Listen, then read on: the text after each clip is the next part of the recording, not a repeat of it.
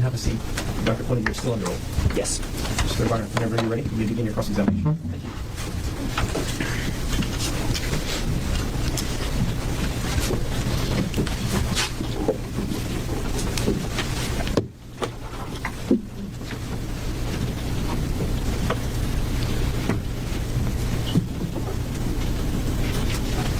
Good morning. Good morning.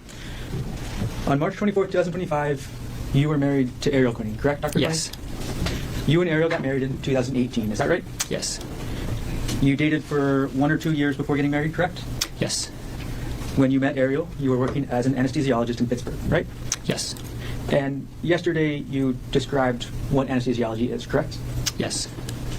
You used very technical terms, right? Yes. Maybe the more plain term is that you are the one who puts people to sleep before an operation, correct? That's what people typically call it, yes. It's not actually sleep, right? It's not actually sleep, right? But you're the one that essentially puts them out, and then after the operation they wake up again, right? Yeah. Anesthesiology is a very specialized field of medicine, correct? Yes. You decide. Okay. Could you just pull the mic closer and keep your voice up? Thank you. Okay. You decide how much of each anesthesia drug to give a patient, correct? Yes. You give too little of the drug, and it's possible the patient could wake up during the surgery, right? Yes. You give too much, and the patient could never wake up at all. Is that right? That's correct. Ultimately, you're the one with that control, right? Yes. Now, you first became an anesthesiologist in Pittsburgh, again, right? Yes. And you testified yesterday that money is the main reason you moved to Pittsburgh, correct? No. Objection misstates his testimony. Answer sense. Sorry. You testified that the cost of living in Pittsburgh was very important to you, correct? Yes. And money is very important to you, right? No, I wouldn't say that. Your testimony today is that money is not important to you. Not very important to me. Not very important. Okay. Now, while you were dating Ariel in Pittsburgh and eventually married to her, right? Yes. Okay. She went to graduate school while you guys were in Pittsburgh, correct? That's right. And she ended up working in the nuclear engineering field, correct? She was working in that field when I met her. And then near the end of 2022, you and Ariel decide to move to Oahu, right? To Maui. I'm sorry, Maui. And you moved and you closed on a house at 19 Pu'uehu Place on December 14th, 2022. Is that right? I don't remember the exact date, but it was around that time, yeah. The sale price of that house was $1.5 million, correct? That's right. And together you and Ariel had a down payment of $300,000, correct? That's right. And when you moved to Maui, you had a job lined up, right? Yes. That was at TAMG, correct? Yes. And TAMG is a group of anesthesiologists. Why he smile? Why he smile even though his lips downturned? It's very interesting how some people have like that, like his mouth is downturned, but he's smiling. Is it in his eyes? What is it? Like, is it like, is he faking? You know, I can't tell. Like, but do you know what I'm saying? Like, look at his mouth. It is technically downturned, but he's smiling with his eyes. It's pissing me off. That provides services to all the different hospitals on Maui, correct? Chat says that he has a smirk. Maybe that's what it is. It's a smirk. It's annoying me. The one hospital and surgery centers and some outpatient clinics. And actually on the island of Maui, TAMG is the only provider of anesthesia services, correct? We're the only big group of anesthesiologists. There's some independent anesthesiologists and I believe one CRNA that flies over to sometimes work at a plastic surgery outpatient center. TAMG is the biggest group in town, right? Yes. And because of that, TAMG can set the prices, right? No. We just went through contract renegotiation with the hospital, and we had to use research, based on salaries across the United States in comparable locations. And that salary got you to your salary was going to end up being between $500,000 and $6,000 per year. $500,000 and $600,000 per year, correct? I never got to. Yo, I need to change careers. I'm going to become an anesthesiologist. I'm switching. Holy shit. I mean, yeah, I guess, but damn. Work under that contract for a full year. When I moved there, we were making between $300,000 and $400,000 a year. Okay, that's what I figured. I figured $300,000 a year, but up to $600,000 possibly. Holy shit. Okay, so you were making $300,000 to $400,000 a year while you were after you moved to Maui, from January 2023 to December 2024. Yes, that's correct. And Ariel found a contract position working remotely for a company called TerraPower. Is that right? Yes. Ariel made less than $200,000 per year, correct? Yes. You made substantially more money than Ariel, right? Yes. Okay. On March 24, 2025, you and Ariel were on Oahu, correct? Yes. And you came to Oahu because it was Ariel's birthday weekend, is that right? That's right. And Ariel's birthday is actually March 24th, correct? Yes. You bought the airline tickets for the trip, correct? Yes. And of course you bought round-trip tickets, right? Yes. So you Pause. Wait, chat says, girl, some radiologists make $800,000 a year. That's cool. They deserve that. They work so hard for it. Okay. That's great. I'm so happy for them. Truly not jealous at all. were scheduled to go back to Maui. I'm just kidding. Money isn't everything, okay? Okay, it's fine. On March 25th, 2025, correct? Yes, You booked the hotel for the weekend trip, correct? I did. You sent spa information to Ariel before the trip, right? Yes. And then you booked the spa, correct? Yes. You did not send Ariel electronically any information about the Palipuka hike, isn't that correct? I don't think I did. We're going to go back in time a little bit, Dr. Koenig. So yesterday you testified that you started to become suspicious of Ariel in October 2024. Is that right? Suspicious. Yeah, Oh. that's right. The affair? Some red flag behavior in like late September probably, but it was probably mostly in October when I Alleged got affair. really suspicious. Well, you testified yesterday that you only became suspicious in October after you heard a phone call. Isn't that right? Specifically about Jeff Miller. But I was suspicious about her phone behavior prior to that Kauai trip in October. And once you became suspicious, you went into what you called detective mode. Is that right? Eventually. Detective mode for you started with logging into Ariel's WhatsApp account, correct? No. Detective mode started with me asking her why she's on her phone all the time. And you logged into Ariel's WhatsApp account, correct? Eventually. And you would watch the messages every day, right? I watched them for 48 hours. You watched these messages as they were being sent, correct? Some of them if I was at the computer when they arrived. And the laptop that we've all seen in this so far, State's Exhibit 240, I'll put it up on the screen.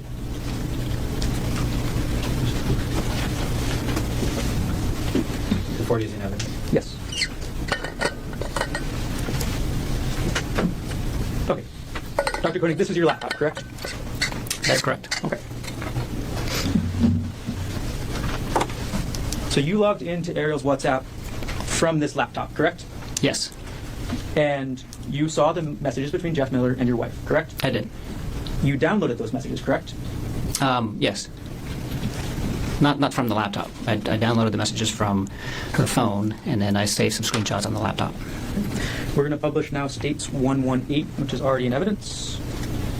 Okay, pause, not to derail from this, but I agree. To be on topic, I agree that them calling it detective mode is very annoying instead of like stalker mode, really. But okay. And two, Chad said, the crazy thing is I catch mistakes in radiologist reports and they still have a job. I thought the whole point of them getting paid so much is that they're supposed to not be making mistakes. Can I just tell you, this is going to sound like a derail, but this is, actually it ties into the case really. This is the biggest lie of capitalism, that the more I make, the more honest I am, the prettier I am, the more good I am, where I live tells you if I'm a good person or a bad person. Like, this is how classism, racism, misogyny, all of this shit plays into capitalism. And this is the point that pisses me off about people like making the most money, because truly some of the best people in our communities who are doing the most for our communities are absolutely not making enough. And it's just so frustrating. And that's why I just get so frustrated with conservatives, especially being like, oh, well, you're direct. My understanding of you as a moral or ethical person is directly tied to how much money you make. Boo. Boo, boo. And so this is the frustrating part about living in the world where in some ways you're like, you tell your kids, like you read them all these Bible stories about rich men not being able to get into heaven, and then all of a sudden, if you're a poor man, you're not living up to God's expectations. It's like, which one is it? But also, how do I have a good life? How do I, every day we talk about this as a family all the time, right? Like, again, we live within our means. We're very lucky. We're very privileged in so many ways. And yet we also have to sit down and have really big conversations about living a very kind of, you know, like it's a good life, right? But we could be making more money. Like there's absolutely sponsorships, emails I reject on a constant basis. And it is a struggle, not a conflict in me. It is a struggle to live in a world where people don't understand that turning down money is hard, which is why that Kentucky family that turned down the 26 million from the data centers was so amazing, because I know how hard that was. And I also know when it's embodied, it's less hard. So it's like, it's an easy decision for us as a family to make emotionally, but it's a hard thing to explain to people, because you do think to yourself, man, am I stupid? You start to think to yourself a little bit like, man, am I the idiot living on a planet that's all rotting to hell? Like, why should I make the most money possible, right? Or do you hear about that TikToker who sold his image for $1 billion, right? Like to AI companies? Like, is he an idiot or is he the smartest person in his family? Like, I can't decide, because like, that's pretty tempting to sell like your image. You know, you're going to feed your family for generations, right? So like, it's kind of a hard thing to sell, but that's what I think happens at a lot of these bubbles that are devoid of morals and ethics and all these things, is they just want their wealth and their status to decide if they're good or bad people, right? I think a lot of the ways that this man probably felt, and patriarchy plays into this, men think they're good people because they make money. Men think they're good people because they put food on the table. And I'm saying, yes, that's a part of being a good father, a good parent, a good provider. And there are other things though, right? Just as Bruce Willis. No, the TikToker, the black French guy. French? I think he's French. The one who doesn't talk. He doesn't talk. And he just makes faces. He sold his image for like $900 million or something, almost $1 billion, for AI company or something. But that's the new thing, right? That's going to be the new thing. You know, apparently that Bruce Willis story might not be true. I don't know. But like, I thought it was true, but then I heard maybe it wasn't. I don't know what his name is. He just does the faces. He's everywhere. He's on every GIF you ever post. You'll know him when you see him. Anyways, the point is that I do think it is difficult. It can be very difficult to hear that amount of money he is making and not assume a lot of things about him. You know, and maybe he thinks about himself. Gerhardt probably thinks, I'm such a good person. Think about like, how could I make this much money if I wasn't a good person? You know? Yeah, I think this is it. KB Lame, maybe? Yeah, I think this is maybe him. Yeah, this guy. Yeah, this guy, look. This guy, the guy who just makes the faces. He's Italian? French, Italian, je m'appelle Brittany. Okay, listen. The whole point is like, but okay, is he the greatest guy who's ever existed? Is he so smart? Is he a good person? Or did he just give into AI companies and betray everything? Right? That's the ethics here that is so hard. Like, that's the part here that is so difficult. I don't mean to insult French or Italian people. I was making a little joke. Okay. But that's what, when people hear that salary, they either are like looking at Gerhardt like, are you a piece of shit or are you the best person in the world? That's why boys love Wolf of Wall Street, because of how much money he maybe made or didn't make. Or that's why they love billionaires, because it's like, wow, how bad of a person can you be if you made $1 billion when that's the dream, right? Okay? It's interesting. It's interesting.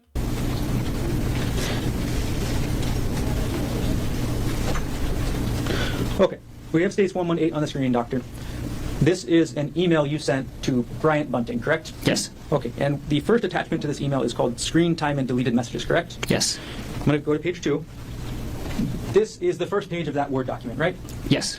This is the Word document you created while in detective mode, right? Yes. And in this document, that picture at the top, and I'll zoom in, that's the screen of Ariel's phone, correct? Yeah. Hold on, let me see. Okay, what are we on? Average screen time, 10 hours. Okay. Average screen time, screen off time. Average screen time, 4 hours. Rookie numbers over here. Nanit, I don't know what that is. WhatsApp, Safari, Instagram, Messages, Amazon, Spotify. Okay. Yes. You logged into Ariel's phone to take that picture, correct? Yes. You entered the passcode into her phone, right? Yes. You opened the application to show the screen time, right? Yes. And then you took this photo. Wait, what was significant about this, though? WhatsApp was 12 hours. Nanit, I have to assume is maybe it's a background. Is this maybe like a work app? I don't know. But 12 hours on WhatsApp? Okay. I mean, now I want to look at my WhatsApp. Yes. You opened the application to show the screen time, right? Yes. And then you took this photo.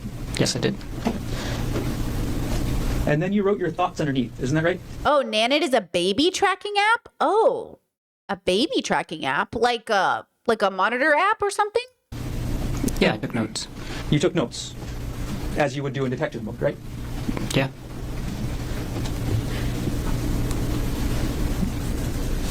Your first notes were calculating the number of hours she spent Oh, like health and stuff. Okay, thank you, chat. on the WhatsApp app, correct? Let's see. Yes. You calculated it and you did some division based on how many work days there were, right? I did. And then you speculated about phone calls, correct? Yes. Move on to page 3. Page 3 of this shows other screenshots you took is right of Ariel's phone, correct? Yes. And this is other screenshots of every app that she was using, correct? The Screen Time app keeps track of all of the apps that you use, and I think there's probably more, but I just did the first few pages. You didn't stop with WhatsApp, did you? No. You looked into her entire phone, correct? No, I looked it down to 3 pages of the Screen Time app.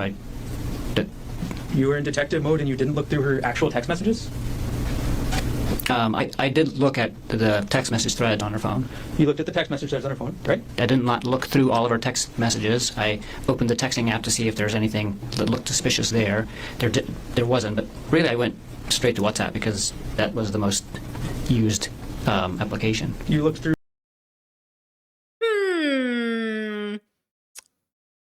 her emails, correct? Not at this time. I did end up looking through her emails later, mostly with her consent, like as I'm. I mean, maybe in the moment he felt rushed. He thought she was gonna catch him, so he quickly went to the app with the most activity. Only had access to WhatsApp. Sure, like maybe, but I would want him to explain it. You know what I mean? And again, we know he tried to kill her, so this isn't a Gearhart, in his defense statement. This is just like. Just say it then, bro. Just say like, oh, yeah, well, I didn't see any activity, so it just made sense for me to look at WhatsApp. I really thought I was going to get caught, and I was really trying to make sure that I saw the evidence because I thought my marriage was over, Seeing her on her phone and she's writing an email, I'd be like, hey, who are you emailing? Can I see? And then she'll show it to me. This was after then you confronted her, correct? Yes. Okay. Now, let's focus on this part of the detective mode for now. You looked at her phone calls, correct? I looked at the phone calls that she made through WhatsApp. I didn't actually look at the phone calls on the phone. Okay. So you're suspicious of your wife for 2 months already, right? When you do this? Yes. And you looked through her WhatsApp, correct? Yes. You don't look through all of her text messages, correct? Correct. And you don't look at her phone calls, right? Right.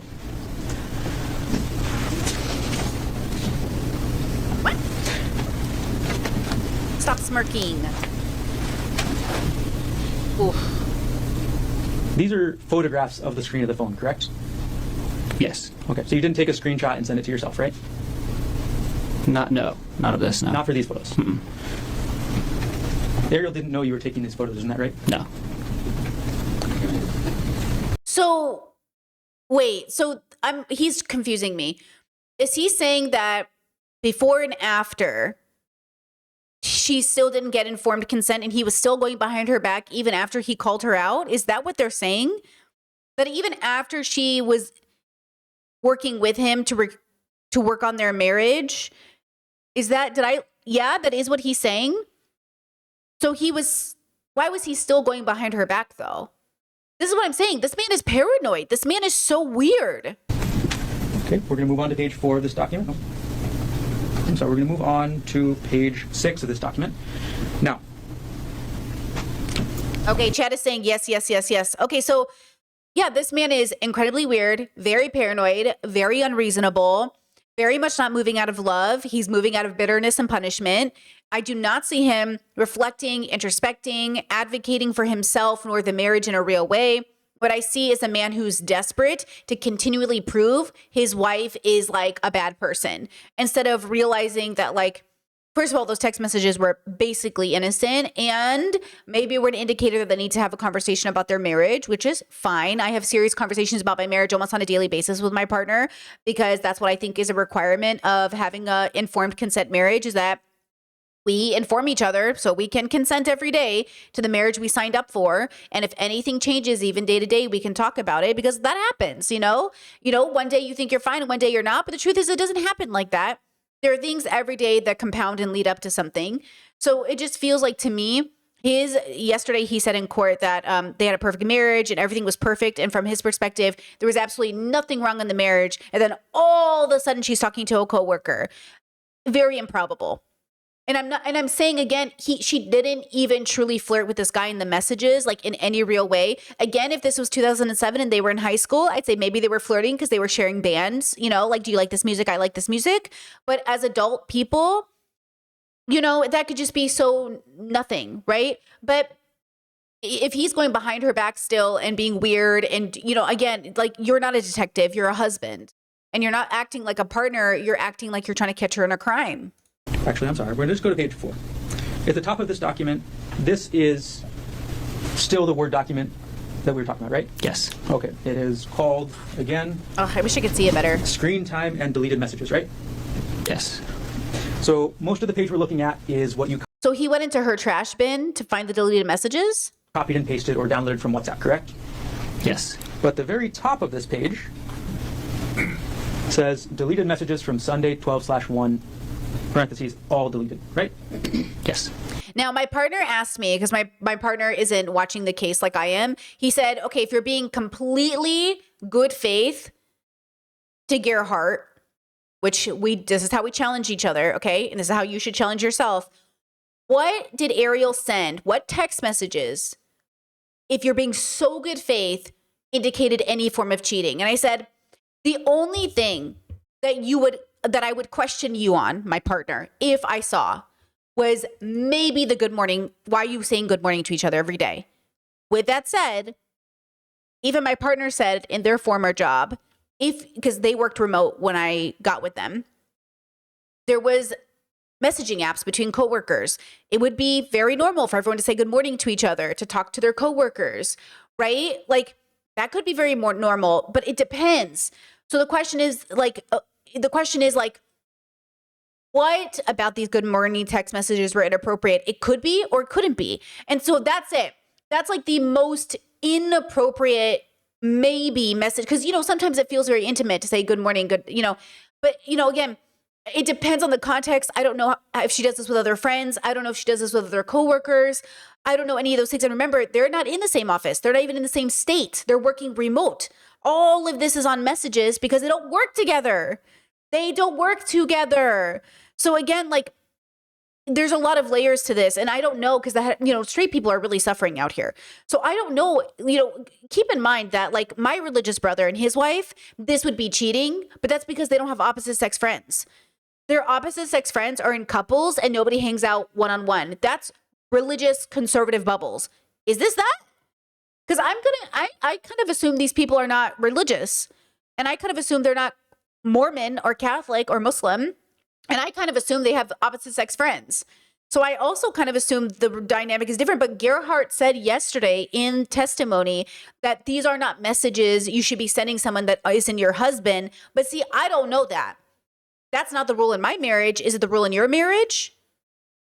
And so that's why I'm asking, why does he think that's the rule in his marriage? Have they talked about it? And does she agree? Is that why she was willing to admit it was kind of inappropriate? She admits that, yeah, this isn't typical of us. This is the first time she's doing it. She's never done it before. But then here's the question. If they deconstructed gender and if they deconstructed expectations, could she have male friends that she said good morning to every day? I don't know. I have 1,000 questions. You wrote that part. I wrote that part, yep. Okay. So you were able to see and record all the deleted messages from Sunday, December 1st, 2024, correct? Yes. And you read these messages, right? Yes, I did. You read them, and starts out, we'll go for the first couple section. Mr. Miller says good morning, right? Yes. He says, I hope you're getting some good sleep, right? Yes. And he talks about his sleep, correct? Yes. Then Ariel says good morning, right? Yes. There's nothing sexual in these messages, is there, Dr. Koenig?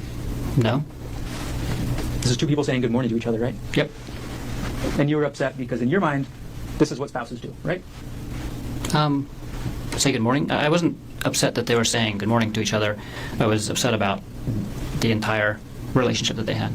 You're upset that they were talking at all like this? Not just about good morning, about the whole thing. About the whole thing, okay. Yeah. You talked about that they were sending each other links for music, right? I did talk about that. And those links are actually contained later on in this document, correct? They were in earlier conversations. I can't remember where they are in the document. We moved on now to page 5. Basically, that's what I want to know too. I want to ask, like, what is it about the messaging that was inappropriate? And again, I can see that in some marriages and some relationships, you do not send good morning to people on a regular basis.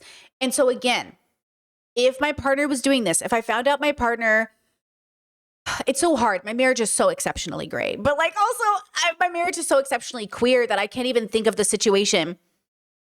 If my partner was messaging good morning to somebody every morning, and no, I can't. My marriage is too weird. It's too outside of this bubble, which my partner even said. My partner laughed because I was like trying to explain something about friendships and hanging out with the opposite sex friends. And he was like, yeah, but you are exceptionally outside of the script. And I was like, yeah.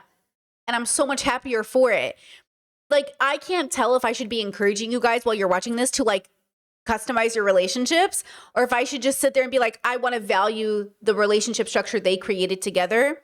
And also, I do think there's a difference between her sending good morning texts and her going for a full-blown affair. But I remember he tried to kill her. Don't make me bring up the photos of what he did to her. Page 118. Actually, we'll just keep moving forward. Okay, so we're on page 6 now, and you included a screenshot of the WhatsApp now, correct? Yes. And part of the screenshot, we'll zoom in, is your note at the very top says these are deleted messages from Tuesday 12/3. Correct? Yes. Okay, so far at this point in detective mode, you've looked at messages from 12/1, correct? Yes. You've also looked at messages from 12/2, correct? Yes. And now you're on to December 3rd, right? That's right. Okay. And December 3rd is the day that Ariel is going to San Luis Obispo, correct? Yeah, she was actually not arriving until the next day, but she was leaving Maui on that day. And then she had a layover in Arizona, correct? That's correct. And in this photo we're looking at here, Ariel is texting Jeff Miller about being on the plane and getting ready to go to sleep, correct? Yeah, that's one of the messages that's on there. So this is just the messages that were not deleted by the end of the day that day. So there's a lot more messages that happened during the day, but she had deleted them in different parts of the day. But yeah, the last message on this page says, I hope packing went well. I'm on the plane and ready to sleep. All right. And then your notes about what you think about these messages continue onto the next page, correct? Not really what I think about it. So I was keeping notes of when I took the screenshots and what I was seeing at the time, because the way the screenshots work on the computer is that I have to basically copy and paste the screenshot, and that takes some time. So sometimes in between me copying the page and pasting it into the Word document or somewhere else and saving it and going back, she had already deleted other messages. And so I would just take notes and say, like, this message was sent before I could screenshot it, or and then sometimes Just talk to your wife, homie. Just talk to your wife. Like, you're so fucking weird.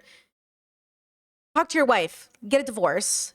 Oh my God. she would delete some of the messages, and then later she would go back and delete more, and so it created a very confusing bunch of screenshots that I had. And so I took notes to kind of help myself piece it back together at a later time, and if that makes sense. Yeah. Not really my thoughts about what I was thinking about the screenshots at the time. Do you understand? I was just taking notes of like the order in which that they came in, and so I can make sense of the screenshots later. And naturally you were upset as you did this, right? I had a lot of different feelings at the time, suspicious and sad, and not happy. Suspicious, sad, not happy, upset? Yeah, that's probably fair to say. Okay. All right, we're going to take this exhibit down. And again, this exhibit you actually emailed to a Mr. Bunting, correct? Yes. And Mr. Bunting was at the time your best friend, right? Yes. And One of my best friends, yeah. Mr. Bunting was married to a woman named Gianna, correct? Gianna. It's spelled with a D, but she's Brazilian. Okay. So he was married to a woman pronounced Gianna, correct? That's correct. And Gianna was Ariel's best friend, right? One of her best friends, yeah. So you send this email to Bryant Bunting on December 4th, 2024 at 3:33 p.m., correct? Yes. And that's before you leave for this trip, correct? Yes. And this is a trip that's going to include you, Ariel, Bryant, and Gianna, correct? Yes.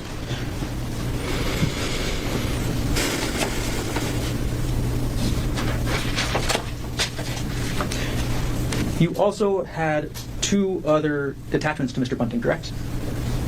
I don't remember if you could show me. All right, we'll publish page 1 of this exhibit again. Sorry, what number exhibit? This is States 118. Okay, and we'll zoom in on the middle of the page to attachment names. There were 3 attachments to this email, correct? Yes. Okay, the first was screen I just want to know what the friends think. Like, I want to know if they're like, hey, bro, like, I'm not sure what this proves or what you think this proves, but like, just ask her about it, bro. It doesn't seem that big of a deal. You know, like, why don't you just talk to her about it? Like, you know, it just feels like, you know what I'm saying? time and deleted messages, right? Yes. And that's the document that we've gone through so far, correct?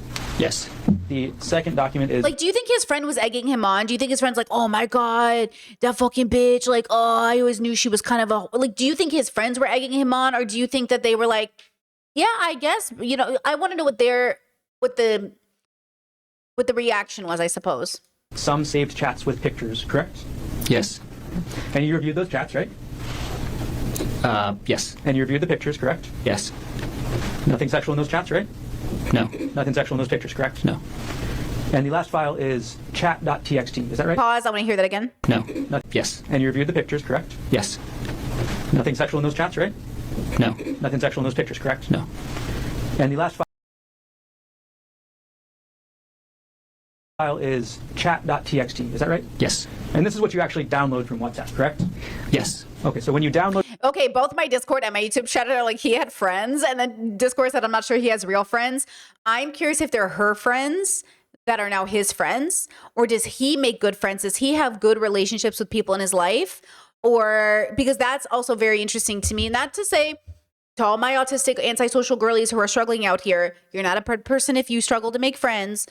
And I think sometimes certain types of people have a hard time maintaining friendship because they're, you know what I mean? So even though they're married with kids, like speaking from experience of men who are similar to, in my life, who are similar to him, they are really bad at keeping friendships. The only person they keep in a controlled setting is their wife for this reason, because they have no one else who's willing to stay friends with them, because eventually they go crazy, they turn on them, they're paranoid.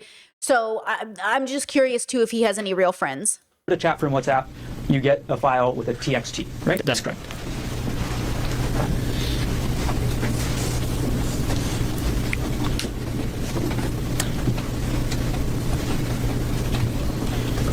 Now, you said already that you were upset when you were reading these messages, correct? Yes.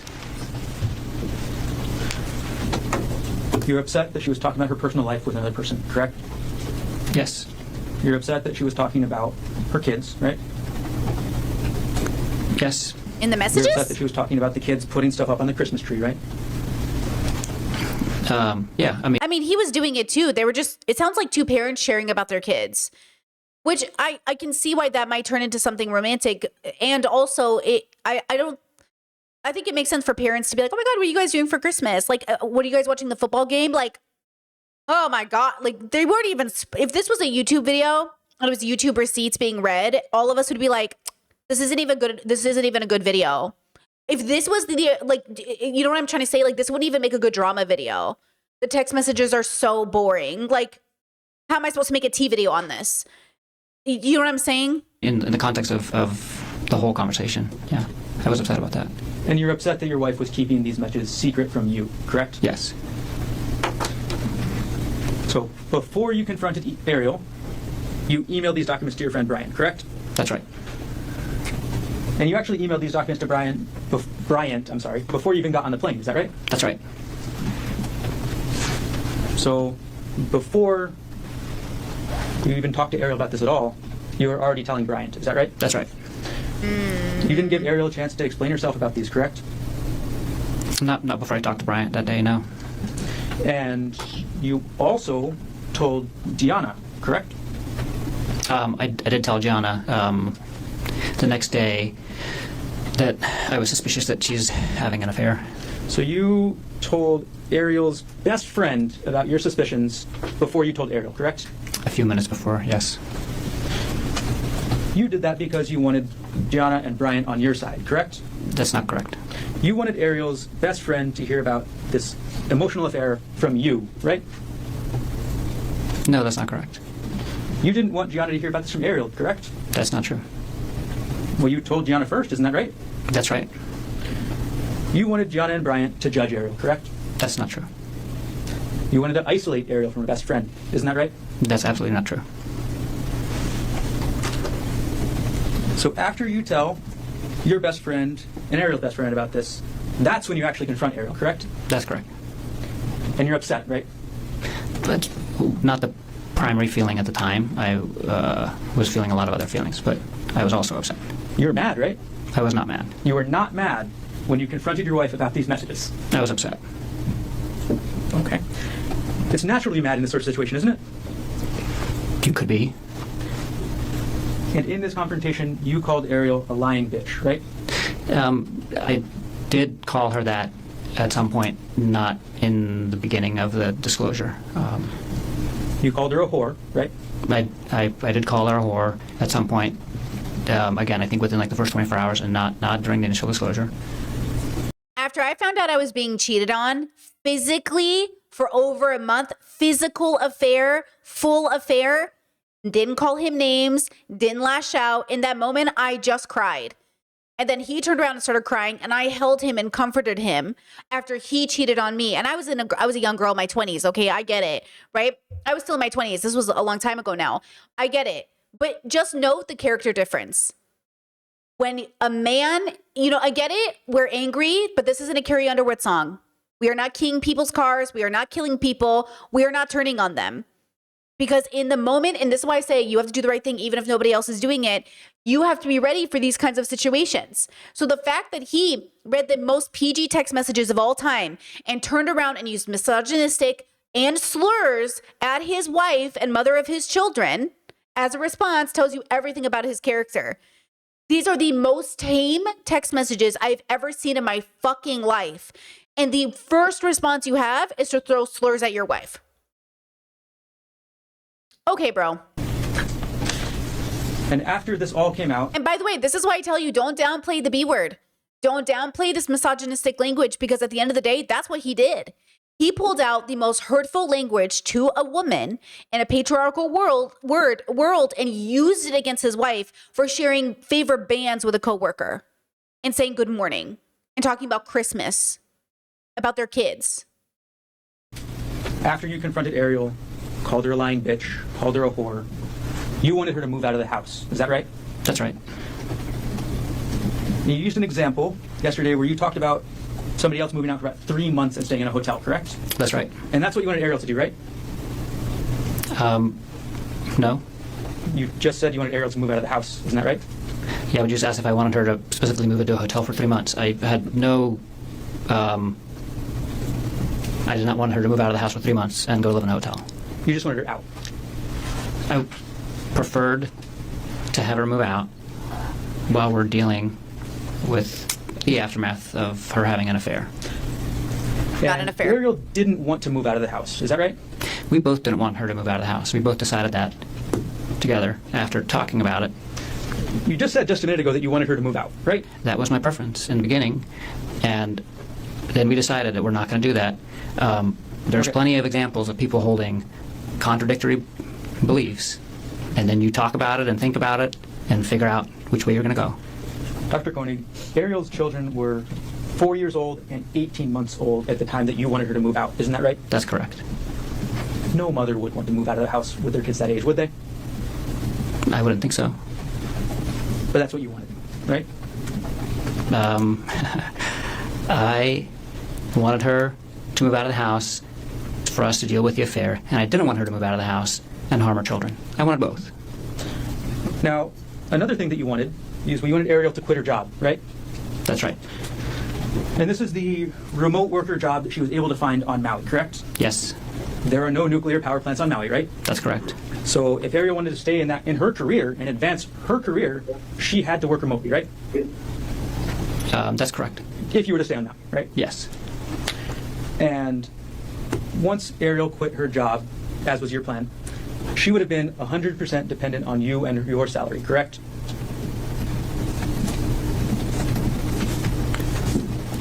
Yes, and think about this is so manipulative of him. This is why you have to think about the future of the partner you're with, even if you don't like them. The fact is, and this is the truth, that he would have kept her from her career. They still would have gone divorced. I mean, he called her a whore and a bitch over some text messages that are PG at most. And then he threatened to take away her job, and then she would have been dependent on him. And then what if they got divorced? Trust me when I say this, okay?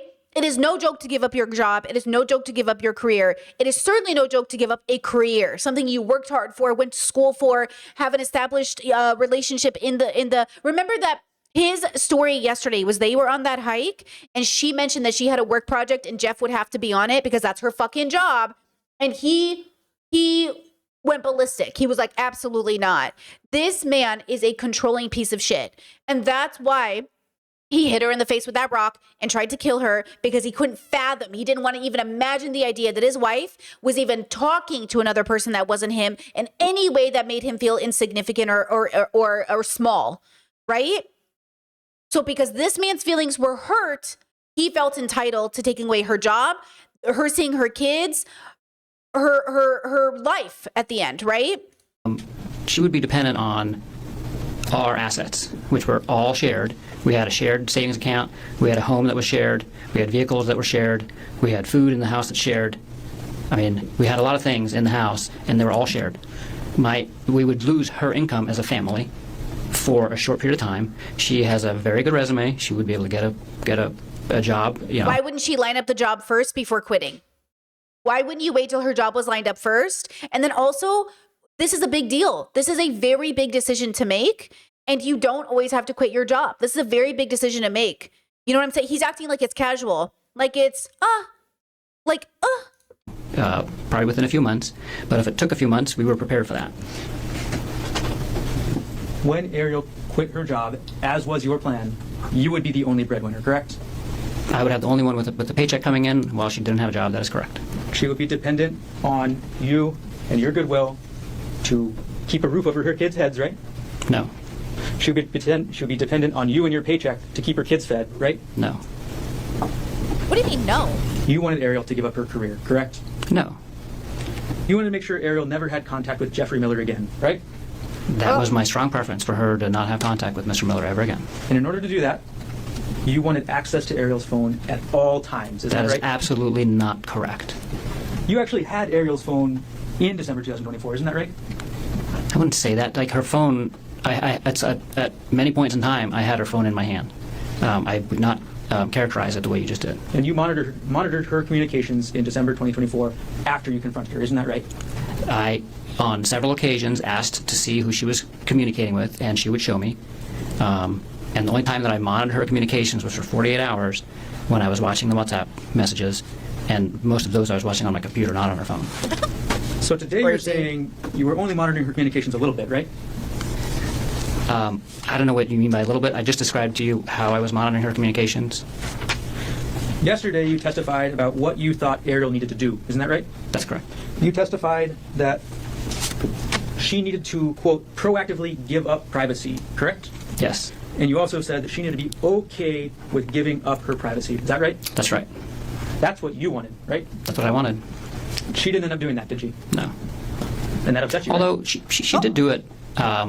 She did do it initially. She did it in San Luis Obispo, and she did it for a very short period of time in Maui, and then sporadically again in December. And honestly, she changed her behavior. So in January, February, March, she was not, like, I didn't feel like she was hiding her phone from me anymore. I didn't feel, and I knew her passcode hadn't changed.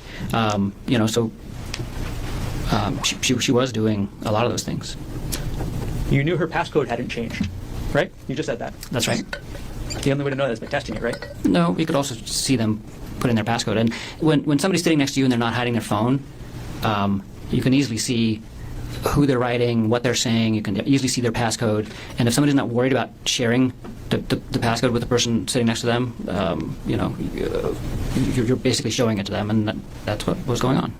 So you watched what Ariel was doing on her phone in person, right? Yes.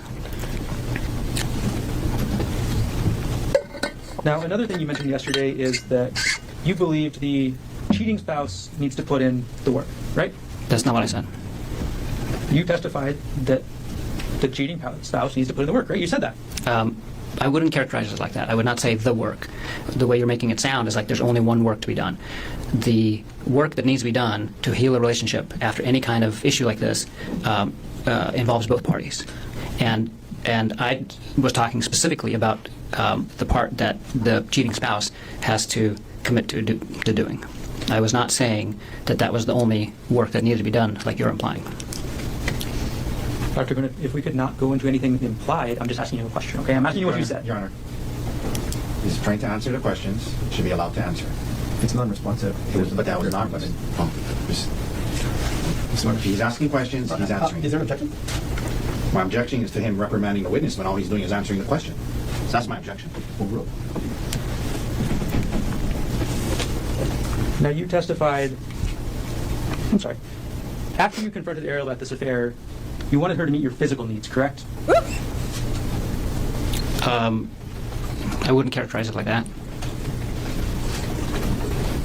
You wouldn't characterize it as Ariel being unwilling to meet your physical needs, would you? I would characterize that I was in a relationship with Ariel for 8 years, and we had a physical relationship, and I had physical needs as part of that physical relationship prior to me finding out about the affair, and I had physical needs after the affair as well. And she's a regular. We're talking about sex here, right, doctor? No, I'm talking about physical intimacy with the person that I love the most, which includes sexual and non-sexual intimacy. You believe that Ariel should meet your sexual needs after you confronted her about this affair, correct? No. You don't believe that? Your Honor, can we approach? Oh my god. Oh my god. That was insane. That was actually fucking crazy. And I am so glad the prosecutor is hitting this so hard, because coerced sex is absolutely rape, and or coerced intimacy, even forcing someone to hug you. Like, when are we going to talk about informed consent? You shouldn't be forcing kids to hug you, let alone your married spouse. You can't force people to hug you. You can't force people to kiss you. You can't force people to say I love you. You know, you can build an environment in which people can volunteer it of their own will, but you cannot force. And so if he is like, for the sake of this marriage, to prove you love me, you have to show me intimacy. Ugh. And also, you know, you would sort of think that after the affair, he would be so hurt. He maybe would also need some space away from intimacy with her to be reassured. But he's saying, oh, before you cheated on me, we had sex. And after you cheated on me, I expect it. It's like, oh, that's interesting. It's interesting. I get it. It's different for everybody. Some people have sex because they want to believe that they can save the marriage, da-da-da-da. But it feels interesting that he was punishing her in every regard. And it feels like this is one of those, it's noteworthy. Okay, let's see. Dr. Koenig, after you confronted Ariel, you needed her to meet your sexual needs, correct? No. That's your testimony today. Yes. Ariel stopped having sex with you on December 24th, 2024, correct? The last time that Ariel and I had sex was on December 24th, 2024. We did not have sex after that, and we both decided not to have sex after that. You're upset that she wouldn't have sex with you, right? That is not true. When Ariel didn't have sex with you, you believe she was withdrawing from the relationship, isn't that right? That's not true. Ariel didn't want to have sex with you anymore, isn't that right? That's not true. Ariel was unwilling to quit her job, right? Pause. I gotta rehear that again. Isn't that right? That's not true. Ariel didn't want to have sex with you anymore, isn't that right? That's not true. What's not? Wait, so she did want to have sex with you, and you didn't want to have sex with her, or he's saying it's not true that Ariel didn't want to have sex with me. Ariel was unwilling to quit her job, right? She was willing to quit her job initially, and then later she was unwilling to quit her job. That's correct. Ariel was unwilling to give up her privacy to you forever, correct? Yeah, that's right. Ariel was unwilling to move out of the house and away from her children, correct? Yes. Ariel was unwilling to have sex with you whenever you demanded it. Isn't that right?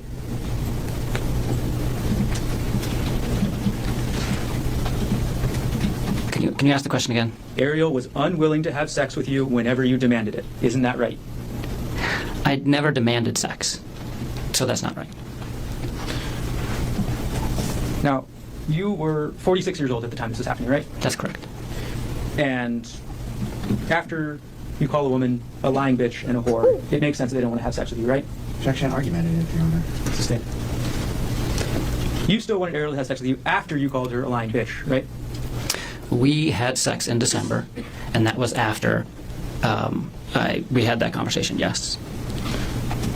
You were upset that Ariel was still talking to Gianna about you, right? No? You testified yesterday that you were upset that Gianna called you a monster, right? I was upset. Well, that made me suspicious of how Ari was characterizing. When did she call him a monster? After or before the attack? Oh, this is important. Both the affair and our relationship at the time to Gianna.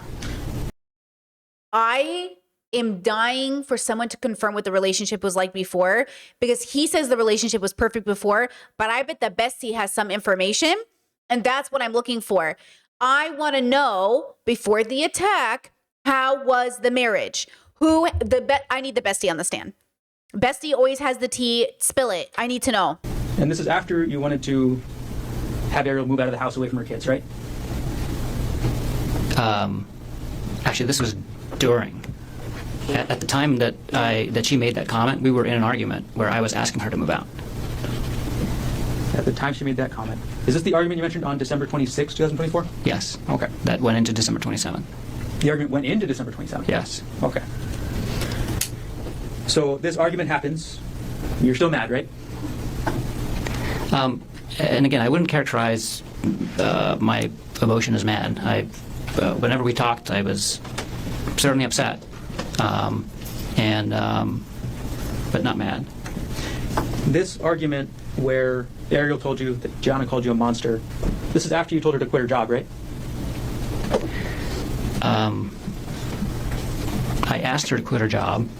I didn't tell her to quit her job. I asked her to quit her job as part of us healing from the affair at the beginning of December. I actually didn't ask her to quit her job at any point in time after that. I had asked her to give me updates on how the job search is going, but only in probably the first couple weeks of December, and then we never talked about it again. It was obvious that she wasn't looking for a job anymore, and at that point in time, we were discussing other things in the relationship. So the last time I had asked her to quit her job to help us heal from the affair was in the beginning of December. So your testimony today is you just let this go? You just let this go about her job? She had mistakes. No, I did not let it go. I put a pin in it, basically. I put that issue on hold while we were dealing with other things in the relationship. Let me go back in time a little bit, Dr. Koenig, back to early December. You looked up somebody called Andrea Miller on LinkedIn, is that right? That's right. LinkedIn is a social media site used for professional networking, is that correct? That's correct. And you need a specific type of account or access to a type of account to find out the email for another person, correct? I don't use LinkedIn very often, so I'm not sure whose email addresses you have access to and whose you don't, without certain features of the program. Well, on December 5th, 2024, you actually purchased what's called a Sales Navigator Oh, Jeff's wife. Chat saying it's Jeff's wife. This is Jeff's wife? He contacted Jeff's wife? Core account on LinkedIn, is that right? Yes, I signed up for a free trial of that feature of the LinkedIn account, specifically to get access to Andrea Miller's email account or email address. Jeff Miller, So you Adriana signed up Miller. to find Andrea Miller's email address, Yes, right? I did. And you found her email address, correct? Yes. And on December 6, 2024, at 8:24 a.m. No, this is Jeff Miller's wife, guys. Chat says the best friend's wife? No. The alleged affair partner, his wife, because they have kids. Remember, most of the text messages between Ariel and Jeff were like, how are the kids? Football, sports, Christmas. time. You sent an email to Andrea Miller, correct? I don't remember the exact date or time, but that That sounds right, and yes, I did email her. Okay, we'll put States Exhibit 108 Oh my Guardian God. Evidence up onto the screen. This is the email you sent to Andrea Miller, correct? That's correct. Oh my You God. sent it on Okay. December 6, 2024 at 8:24 a.m. Is that right? That's right. And the address too is the email address that you found from Andrea Miller. Okay. This is always very interesting. Do you tell people they're being cheated on? Do you tell people there's an affair? Here's the problem. We know he tries to murder Ariel. We know that he blew this out of proportion. So we also take this in bad faith because, again, though I think it is important to tell people in certain circumstances, this is manipulative. Let's read it.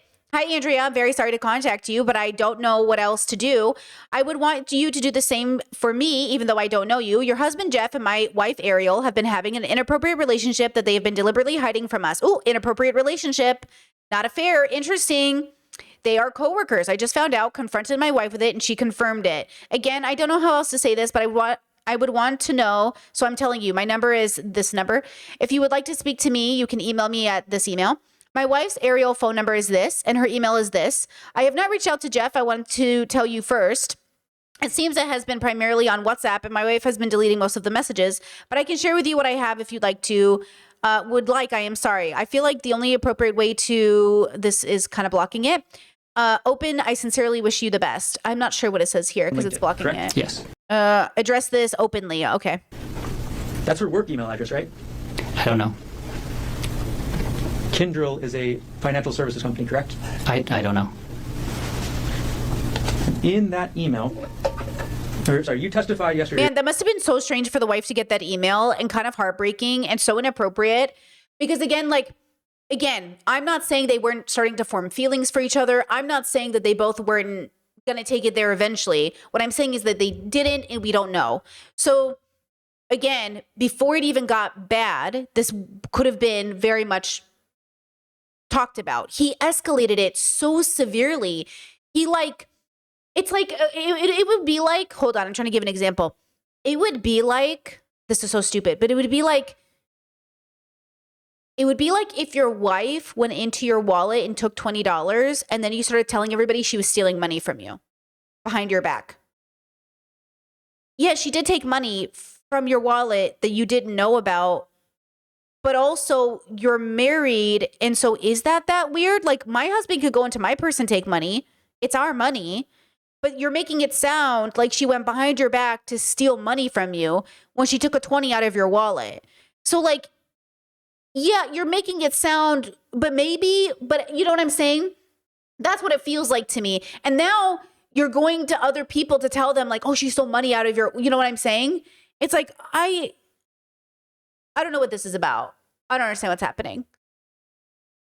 The purpose of this email was simply to let Miss Miller know what's happening. Is that right? That's correct. And at the start of this email, Kleptomaniac, let me tell you. Chad says kleptomaniac. that's what you do, right?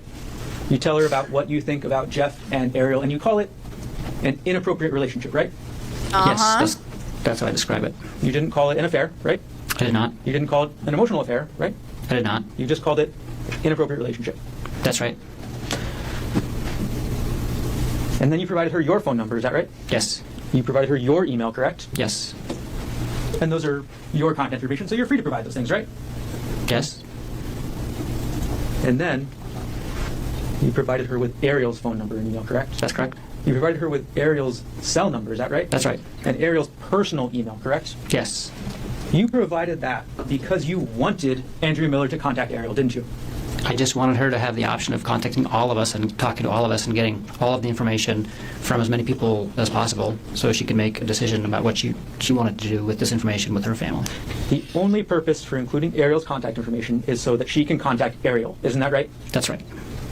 And you wanted Andrea Miller to contact Ariel to yell at her, right? That's not true. You wanted Andrea Miller to contact Ariel to humiliate and punish Ariel, isn't that right? That is absolutely not true. You offered Andrea Miller the text messages, correct? I did. All right. I don't know if I did or not. I don't think I offered it to her. I just said You did. You said, I'm happy to share it with you. You said, I can share with you what I have if you would like, Yes, right? yes, I did. You also sent Miss Miller a contact request through LinkedIn directly, correct? That's correct. Andrea Miller never replied to your emails, isn't that right? That's right.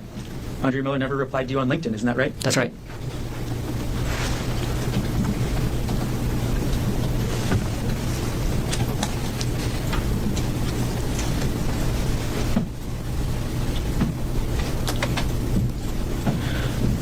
On December 12th, I'm going to take the exhibit down. On December 12th, 2024, you ordered the first of a several series of audiobooks about affairs, correct? I don't remember the exact date. That sounds right. The first book you ordered was called Hold on, chat. I disagree. Chat says that's not an offer, simply a statement of fact. I can share it. If I went to someone and said, I can share this if you want, and then they said, oh yeah, can you share it with me? And I said, oh, I can, but I'm not going to. I'm just letting you know I can. What are you, autistic? It's like I know as an autistic person how literal we can be. Oh, chat says just a joke. Sorry. Damn, girl, now I'm autistic. I took you literally. Fuck, I took you literally. Guys, put tone indicators in the chat so I don't... autistic crime. I literally was like, hold up. my bad. State of Affairs, is that right? That's right. And as it states in the title, it's a book about having affairs, correct? Yes. Okay. 2 days later, on December 14th, 2024, at 10:45 p.m., you opened a PDF file on your computer from your prior divorce proceedings. Is that right? I have no recollection of that. I'm going to publish dates 113, already in evidence. Now, you, on December 14th, 2024, opened up a PDF file called Bank of America Amex E-Statement 2015-12-24.pdf, right? I have no recollection of this. You have no recollection. All right, well, let's zoom in on the photo. Oh, God. The file system last access date and time of this document was December 14th, 2024 at 10:45 p.m., correct? I can see that, yeah. Do you agree with that? I agree with that. Let's go to the file path, Dr. Koenig. This is under the username G. Coney, correct? Yes. That's your username, right? Yes. Your files are contained under that username, is that Yes. right?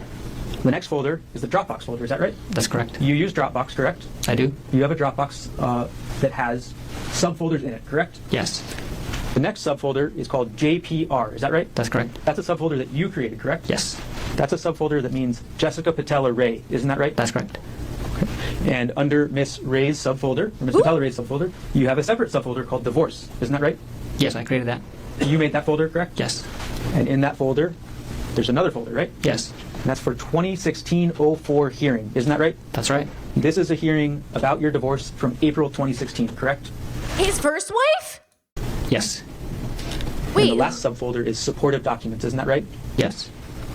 And in that supportive documents folder, the supportive documents are for this April 2016 hearing, correct? Right. These are the documents that you want to bring to your divorce hearing, right? Yeah. And the It was a long document- time ago, but that was probably all the supporting documents that my lawyer needed for that hearing. And this was a Bank of America Amex statement from 10 years prior. So A long time ago. I have no recollection of looking at a Bank of America Amex statement from 10 years prior on this date. I don't remember doing Oh, he's bringing up the first wife evidence. Oh. You don't remember at all. And I mean, it says file system last access. I don't know if that gets triggered if like a file is copied or something like that, because I was looking through the documents when they were presented into evidence earlier in the week, and there were a few that I did not recall accessing on those times. Many I do recall accessing. But this one about This divorce, is you're saying you don't. I don't recollect accessing that. No. Now, on to Chad said, wait, whose lawyer is this? This is the state of Hawaii. This is the state of Hawaii's lawyer. December 14th. And I can't think of a reason why I would have. You can't. There's no reasonable reason. Because this case is Hawaii versus Gerhard Koenig because he committed a possible crime, a murder crime in Hawaii, right? for you to be accessing this. Is that right? There's no, I can't think of a reason why I was looking at a Amex statement from 10 years prior on December 14th, 2024.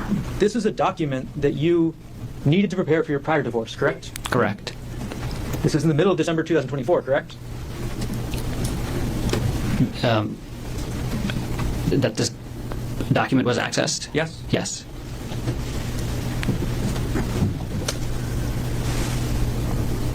Now, the very next day, we'll take this one down, and we're going to go chronologically.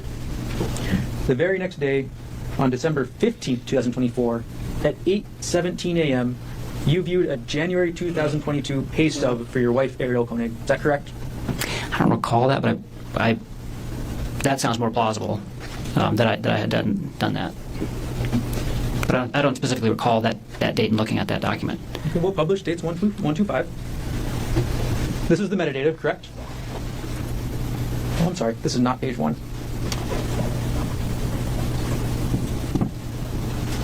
All right, publishing page 1 of dates 125. Okay. The last access date is December 15th, 2024 at 8:17 a.m., correct? That's correct. Okay. And the file path for this is looking through your 2022 taxes. Is that right? It's ours. So we have a shared folder on Dropbox called The Big Love Party and Other Super Fun Stuff that I created when we were planning our wedding. And so this is a shared folder on Dropbox that both Ari and I have access to. And this is in the taxes folder within the shared, because I put all of our shared financial information in the shared drive that she has access to, and she put things that she wanted to share with me in it as well. And so this is in our shared taxes folder, and it's in specifically a subfolder that's for her pay stubs. And so you wanted to look up Ariel's pay stub from January 2022, and you wanted to look that up on December 15th, 2024. Yeah, that seems more. The only information more contained in this plausible. document is about Ariel's pay from 1 month. Is that right? That's correct. Okay, it's simply just a pay stub telling you how much she got paid, right? Yes. Okay. Do you want me to go to the pay stub so you can see? No. We'll take the exhibit down. And you're looking at this pay stub the day after you're looking at this document from your prior divorce. Isn't that right? No, because I don't recall looking at that Amex statement. So you just don't recall again? I don't recall looking at that Amex statement at all. I gotta rewind that. Hold on. Your prior divorce. Isn't that right? Pay stub the day after you're looking at this document from your prior divorce. Isn't that right? Okay. So he's saying you're looking at documentation from your 2016 divorce while you're working on your divorce from Ariel?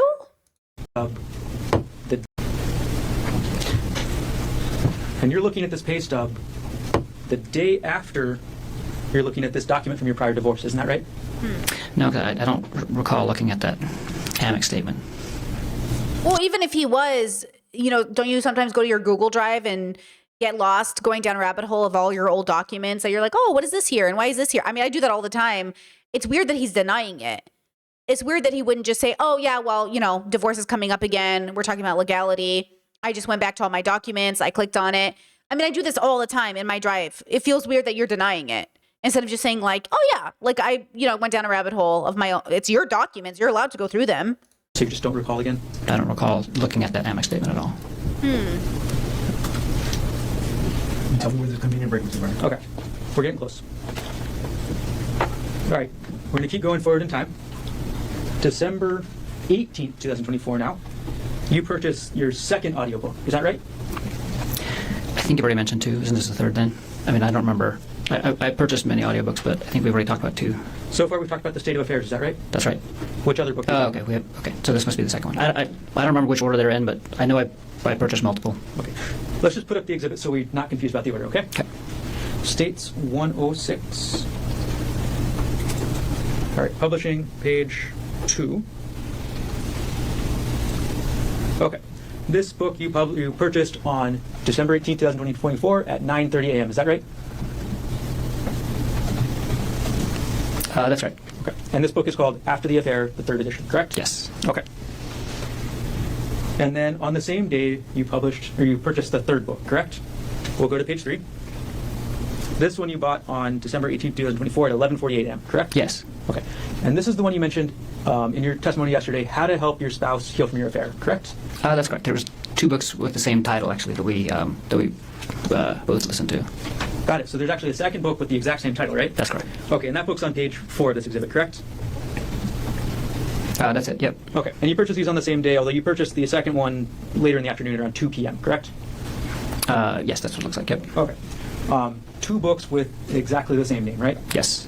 That could get confusing if you want to talk about them, right? Yes. I'll take the exhibit down.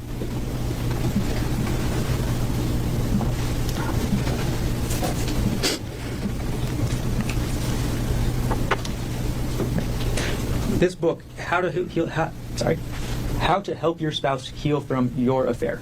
That's directed at the wayward partner, correct? Yes. It's directions on the quote, cheating person that they have to follow, correct? Well, I mean, it goes into everything that needs to be done, but and it does it in a way that it explains why those things need to be done. So it was very helpful for me to read as well, because I understood all that needed to be done to kind of fix the relationship. And it does talk about some things that the other spouse has to do as well, but it's primarily focused on what the cheating spouse has to do. So in your mind, this book is primarily geared towards Ariel, but you just wanted to read it too, correct? No, like I said, the book describes very well what needs to happen after an affair, and the vast majority of what needs to be done in the initial stages is by the cheating spouse, but it does go into what the other person has to do, and it's geared for both partners. The title is How to Help Your Spouse Heal from the Affair, but the contents of the book is for both parties. And this book is where you got these terms, or these things you told us yesterday that you believed Ariel needed to do, correct? This is one of the books that I used, yeah. This is where you... Yeah, I think Chad is rightfully pointing out that he's a bit of a contrarian in a bit. Like Chad said he's trying to be so innocent he can't admit to any wrongdoing, except he did admit yesterday to hitting her in the head with a rock. He was like, I did not do that. I did not look at that MX report. I did hit her in the head with a rock, though. It was like he wanted to brag about the fact that he hit her, but he couldn't even admit it to looking at a file. Like, he's agreeing in the weirdest, like, you know what I'm saying? Like, it's the most casual conversation and our question, and he can't. He just can't. It's like he doesn't want to, you know what I mean? I guess you had the idea He is coming across as somebody who's withholding, who's just arguing to argue. that she should quit her job before you read this book, right? That's right. Okay. But this book supported that idea for you, correct? Yes, absolutely. And this book, again, as you just talked about, is the one that got the idea that the cheating spouse needs to put in work, right? I'm sorry, can you ask that again? This book also helped you with that idea that the cheating spouse needs to put in work. Is that right? Yes. And this is, again, the book that supports your idea that the cheating spouse needs to give up their privacy, right? Proactively give up privacy as part of the healing process for a period of time, yes.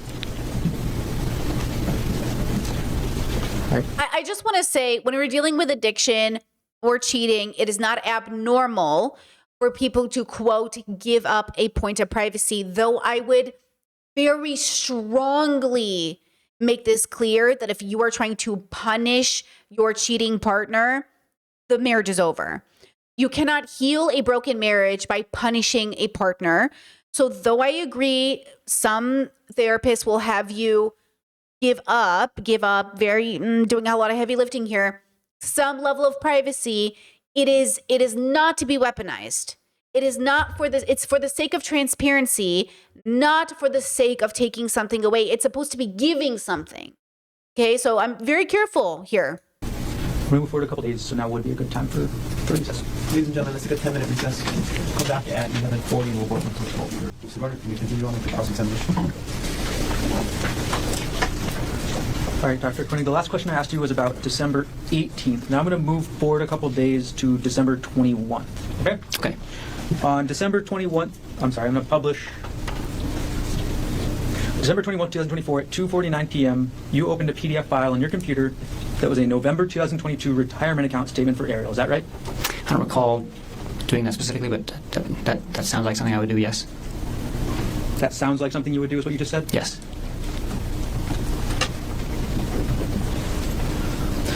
And as of November 2022, Ariel had a retirement account, correct? Yes. And that retirement account, again, as of 2022, was valued at $191,439, correct? I don't remember that exact number, but that sounds about right. Was that is this accurate? Yeah, yes. And in November 2022, you were the primary beneficiary of that account, correct? That's correct. That means that if anything happened to Ariel, you would get that money, right? Yes.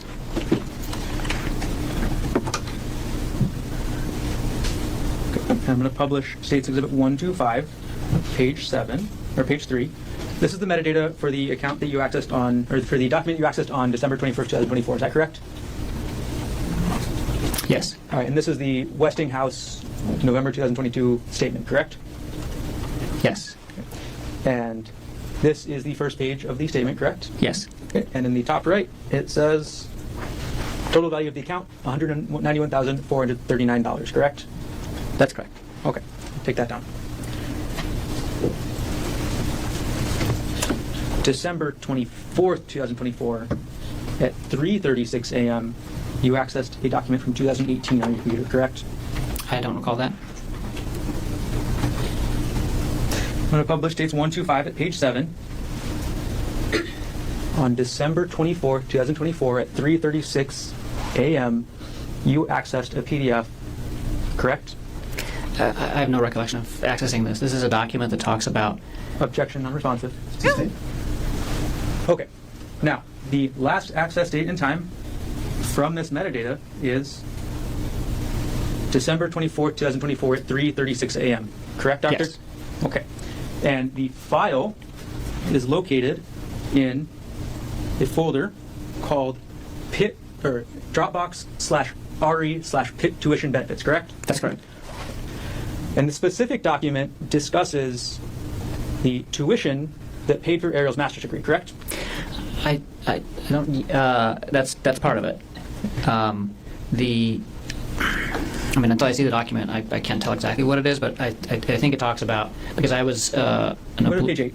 Well, can you let him finish? Go ahead. I was an employee of University of Pittsburgh, and through that we got some benefits that helped pay for her MBA that she was doing at University of Pittsburgh. So that's just what I asked, right? Well, is there a question? That's the next question. That is the question. Is that what I just asked? Can you remind me what you just asked? I asked if the document was about how the education benefits from Pittsburgh that paid for Ariel's graduate degree. Yes, that's correct. Okay. Now I actually have the document on the screen, right? Oh, brother, this guy Yes. stinks. And your benefits from working at Pittsburgh, at the University of Pittsburgh, paid for Ariel's education, correct? Not completely. It defrayed some of the costs. And this document is how you started that process to get parts of her master's degree paid for, correct? Yes, that's the application form, I believe. The title of this document is Request for Education Benefits Form for a Spouse/Domestic Partner, correct? Yes. Okay. And again, you were looking at this document at 3:36 a.m. on December 24th, correct? I have no recollection of looking at this document. This guy in doesn't remember December. anything. I don't know why I would be doing it at 3:36 a.m. Okay. And December 24th, obviously Christmas Eve, correct? Christmas Eve, like Christmas Eve morning. It's the basically. middle of the night. Middle of the night, right? Yes, right? Yes. 3:36 a.m. and you have no idea why you would be looking at this document, right? No. You have no idea why you would be looking up the benefits that Ariel got from your job, right? Right. On December 24th, 2024, at 3:36 in the morning, Isn't that when they stopped having sex? Isn't that the same day they stopped having sex? you were upset about this emotional affair, correct? No. You were I was thinking probably sleeping. that you paid for Ariel's education and this is how she repays you, right? No. So your testimony today is that you were not thinking that, right? Yes. Your testimony today is you have no idea why you were looking at these benefits, right? Yeah, I don't remember looking at this, and I don't remember the reason, if I did. And you testified you have no idea why you would have looked at it in the first place. Is that right? Not at this time, no. All right, we're going to publish States Exhibit 105. I'll make sure we start at page 1.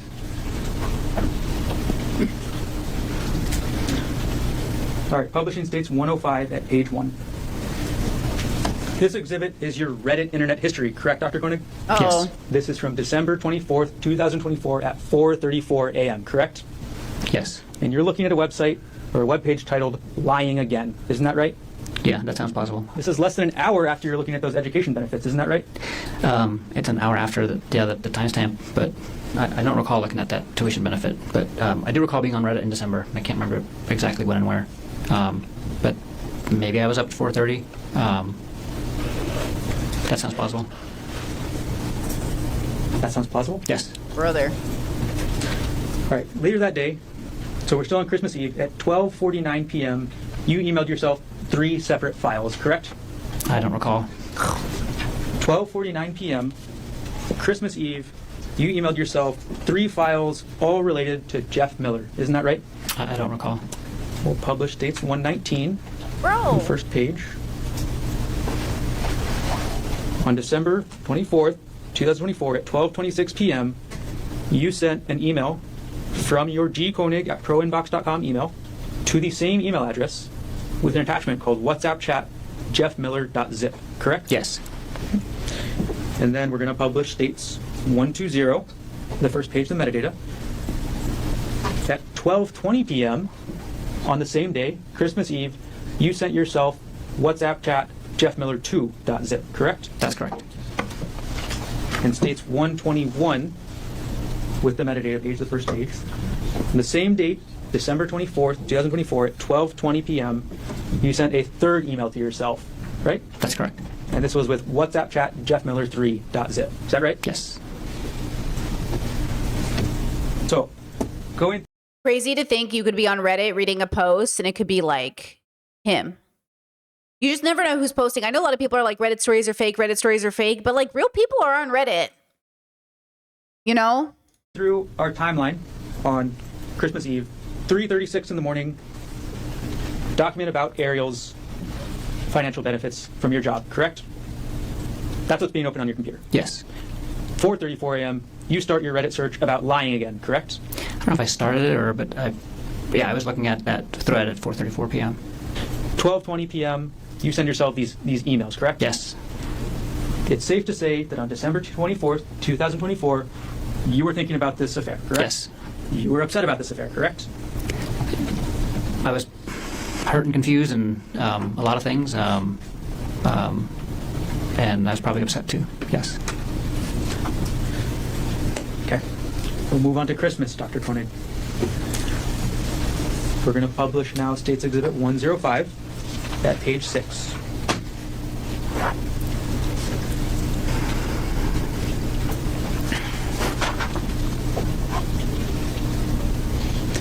Okay, now it's on the screen.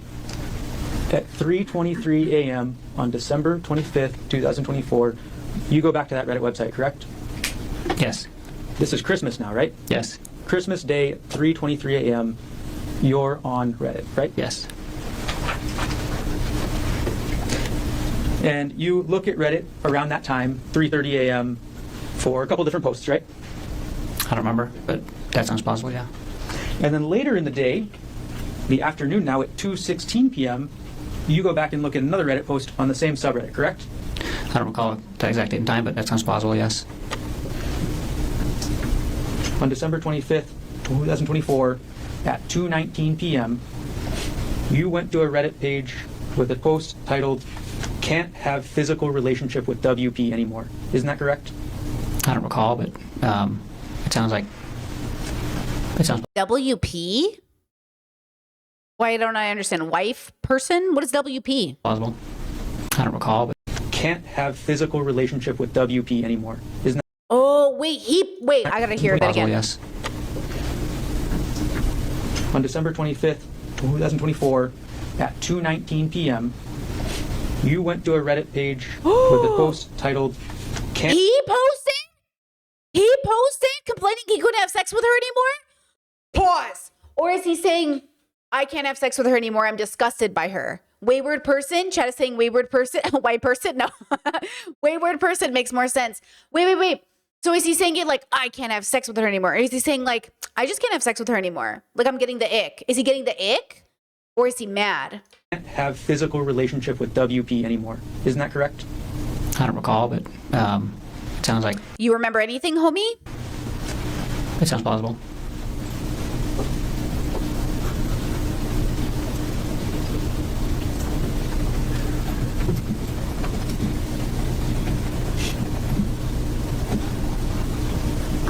We're going to publish dates 105, page number 20. This is that page you visited at 2:19 p.m. on Christmas, correct? Yes. And the title of that page is "Can't Have Physical Relationship with WP Anymore," correct? Yes. WP is wayward partner. Is that right? Yes. And I understand someone's probably thinking, but Brittany, if your partner cheated on you, wouldn't it be hard to have sex with them? For some people, yes. For some people, no. But more than that, she didn't. The reason we're so critical of Gerhardt is he's blowing everything out of proportion. He is making everything 1,000 times worse than it is. I have a person like this who, you know, when I see this in people, it's a huge red flag. When you tell me a story, okay, there's a difference between being like, exaggerate a little bit or add a little like flair to your story. But if you're the kind of person that every time you tell a story, you make someone sound way worse than they are, like way worse, like, oh, I think, I saw this guy once and he talked to his spouse and one time when she was talking, he was on his phone and he wasn't even listening to her. Like almost like he was purposely ignoring her in a way that was so malicious. I think he could kill her. And it's like, okay, what do you mean by kill? And what do you mean? Like he was just on his phone ignoring her? Or like, what do you mean by that? Like, and then it's like, well, I don't know, bro. I just got this vibe from him. And I'm like, what kind of vibe? And then if somebody's like I know this person in my life who's like, they're like alcoholics, like evil alcoholics. And I think they're pedophiles. I was like, whoa, there's a difference between being an alcoholic and a pedophile. And they're like, well, I think they're both. Like, do you ever think about it? Like, I think they're pedophiles. I was like, do you think everyone's a pedophile? Like, I have somebody in my life who thinks everyone's a pedophile. I'm like, and then they got caught with a minor. And I'm like, ooh, projection. Ooh, that's out of the police. Like, that's what I'm saying. When somebody is obsessed with accusing everybody with something, at some point you're like, is it you? Are you the thing? Are you the thing? And that's the point I'm trying to make. So like, it feels like he's doing so much work. That's why I think he cheated. I'm convinced Gerhardt cheated because he's obsessed with the cheating. I want to see his text messages. I pray to God his first marriage ended in an affair. I'm telling you right now, he cheated because he is obsessed with this cheating angle when it wasn't even cheating. That's what I'm saying. I'm telling you, he is something about him doesn't make sense to me. It just doesn't make sense. You're blowing this out of proportion. And in your relationship, in your mind, the wayward partner is Ariel. That's correct. So you're thinking about the physical relationship at this time, correct? That's one of the things, that I was thinking about and reading about. Just a few minutes later, you search a term on Reddit called Darvo, correct? I don't recall when I did that, but I do recall searching for that term, yes. We'll publish 105 at page 24. This is that search, isn't that right, Doctor? Yes. Okay. And this is not a specific post about the word Darvo. This is actually a search for information about the word Darvo, correct? That's correct. And you know what that acronym means, right? Yes. The D stands for deny, right? Yes. The A stands for attack, correct? Yes. And the RVO are all connected together, and they mean reverse, victim, and offender. Is that right? That's right. So in order to use that strategy first, the accused will deny the accusation, correct?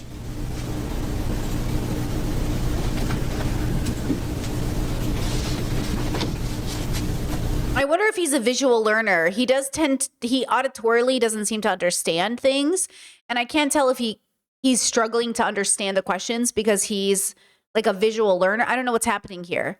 I don't know why. Is this a ploy? Is this like a technique he's using to like think about an answer but make it look like, I can't tell what he's doing. Why does he struggle to answer? You know what I mean? Like he doesn't make a lot of eye contact. He's constantly, I don't know. Maybe he's neurodivergent. I don't know what's happening. Oh, I'm sorry. Can you ask that in a different way or clarify? The first step under the D in deny means the accused will deny the accusation, correct? I mean, Darvo refers to a thing that... Objection non-responsive. He's answering that question.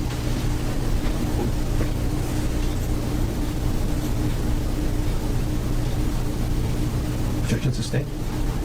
Can you ask the question one more time? The D in Darvo Stands for deny. and the first step is, that means that the person accused will deny the accusation, correct? That's correct. The A stands for attack, right? Right? And that step is the person accused will attack the accuser's credibility. Is that right? Yeah, you're right, chat. You're right. He understood his lawyer perfectly fine yesterday. You're right. He's playing stupid with the prosecution the way he did with his lawyer yesterday. But yeah, it's the playing stupid with me. I don't remember. I don't recall. I'm too pretty. I don't know. I'm just a pretty girl. I don't know. It stands for attacking the accuser in many different ways, not just their credibility. But that's one of the ways in which they could be attacked, yes. So you can attack credibility, right? Yes. You can attack them in other ways, correct? That's right. You can attack them with irrelevant information, right? Lots of different things. Lots of different ways you can do the attack, right? That's correct. And the last section of Darvo, the RVO, again stands for reverse, victim, and offender. Right. Yes. And that's when the perpetrator portrays himself as the victim, correct? That's right. DARVO is a tactic used by individuals or institutions to deflect blame and responsibility for harmful actions, correct? Yes. Okay.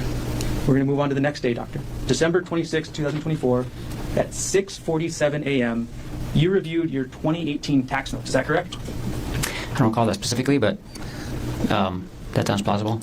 Okay. I'm going to publish the metadata page, so the first page of States Exhibit 114. Okay. You can look at the screen, Doctor. Yes. On December 26, 2024, at 6:47 a.m., you accessed a document called 2018 Taxes GK Notes, Yes. correct? This document is your notes about the taxes you paid in 2018, correct?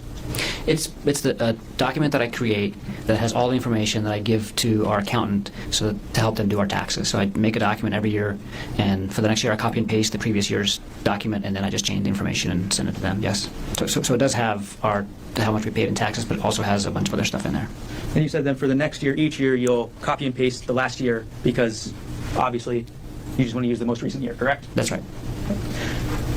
But the day after Christmas, you're looking at your notes from 2018, correct? Seems so. Yes. And in those notes, you discuss, or you have the information, how much child support you paid in 2018, correct? That's correct. You have how much alimony you paid in 2018, correct? That's correct. You paid about $29,000 a year in child support in 2018, correct? That's right. You paid about $6,000 in alimony in 2018, correct? That's correct. And this was to your ex-wife, Jessica Patella-Ray. Is that right? That's right. Dr. Queen, this is 2018 money we're talking about, right? Yes. Inflation has clearly gone crazy since 2018, right? That's right. So in 2024 dollars, that'd be quite a lot more, right? It would be more. I'm not sure how much more. And actually, I don't know. Child support is a calculation, so I'm not sure if. But yeah, I'm sure they make adjustments for inflation. Yeah. How much money were you making in 2018 again? Probably 350,000. So you were making less money than you made in 2024, correct? About the same, actually. I took a significant pay cut when I moved to Maui. Dr. Koenig, isn't it true that these tax notes that you have say you actually made $446,000 in 2018? If whatever's on the tax notes is accurate, so if I said 350, then I misspoke. Okay. What was the final number? We'll publish the exhibit now, and this is page 2 of the exhibit. Okay. So you made $446,000 in 2018, correct? That's correct. Okay.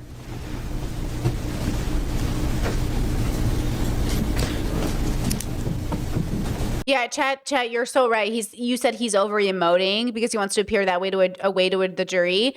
The overly confused is the same as the waterworks with no water yesterday. He is over emoting. I think that's what's frustrating me. Like, listen, as somebody who is so around neurodivergence, we're so used to people making funny expressions. I make funny expressions with my face all the time. I'm always looking up and to the side, and like I have weird facial expressions too. It like genuinely feels like he's acting. Like it feels like he's putting on a show. But I'm usually so compassionate with people who have different ways of communicating. Like I'm usually so ready to like explain it, but I just can't explain it with him. Like I don't understand the body language. I don't understand what he's trying to convey. It's all very confusing, and it feels like he doesn't even know what he's trying to convey, which even makes it more confusing. While we're talking about December 26th, you do need to follow up, Dr. Koenig, because you mentioned that you had a big fight with Ariel on that day, correct? That's correct. The same day you're looking up your tax documents with your alimony and child support, you get into a fight with Ariel. Is that right? The same day that I look at the tax documents that has a lot of information on it, including the alimony and child support, I get into a fight with Ariel. That's correct. And given the fact that you looked at these tax documents at 6:47 a.m., the fight was after that, correct? Yes. The fight was during the daytime, correct? It was at night. So the night of December 26th, you get into this fight with Ariel, correct? That's correct. And this is the second time in this fight that you tell Ariel to move out, right? It's the second time that I ask her to move out if she doesn't take accountability for the affair. That's correct. It's the second time that you ask Ariel to leave her 18-month-old, right? That's correct. It's the second time that you ask her to leave her 4-year-old, right? Well, that's not correct. I wasn't asking her to leave the children. She would move 200 yards down the street to her parents' house and see the children as often as she wanted to. Why wouldn't the children go with her? Why would the children stay with you? Like, this is what I'm saying. Why would you take her away from her kids because she shared music interests with a coworker? It doesn't make sense. It's absolutely disproportional. It doesn't make sense. Why would you do this to somebody? Why would you do this to your kids, bro? See what I'm saying when I say if the focus isn't on the children, then the world cannot heal.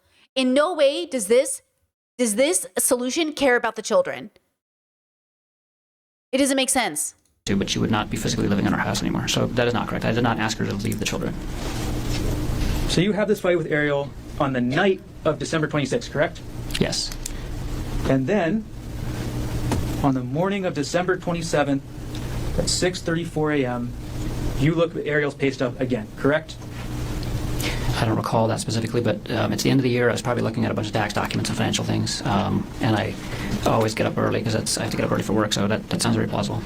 It was the end of the year, and you wanted to look at tax documents. Is that what you just said? That's all I can think of why I was looking at these documents then, is end of year finances. So it's 2024, right? Yes, The end of 2024, you want to start preparing your taxes for the year, right? that's correct. And you decide that the best way to prepare for your taxes of the year 2024, we're going to publish dates 125 at page 10. The best way to prepare for your taxes in 2024 is to look at how much money Ariel made in the month of January 2022. I'm sorry, what's the question? This document has nothing to do with how much money you'd pay in taxes in 2024, correct? That's correct.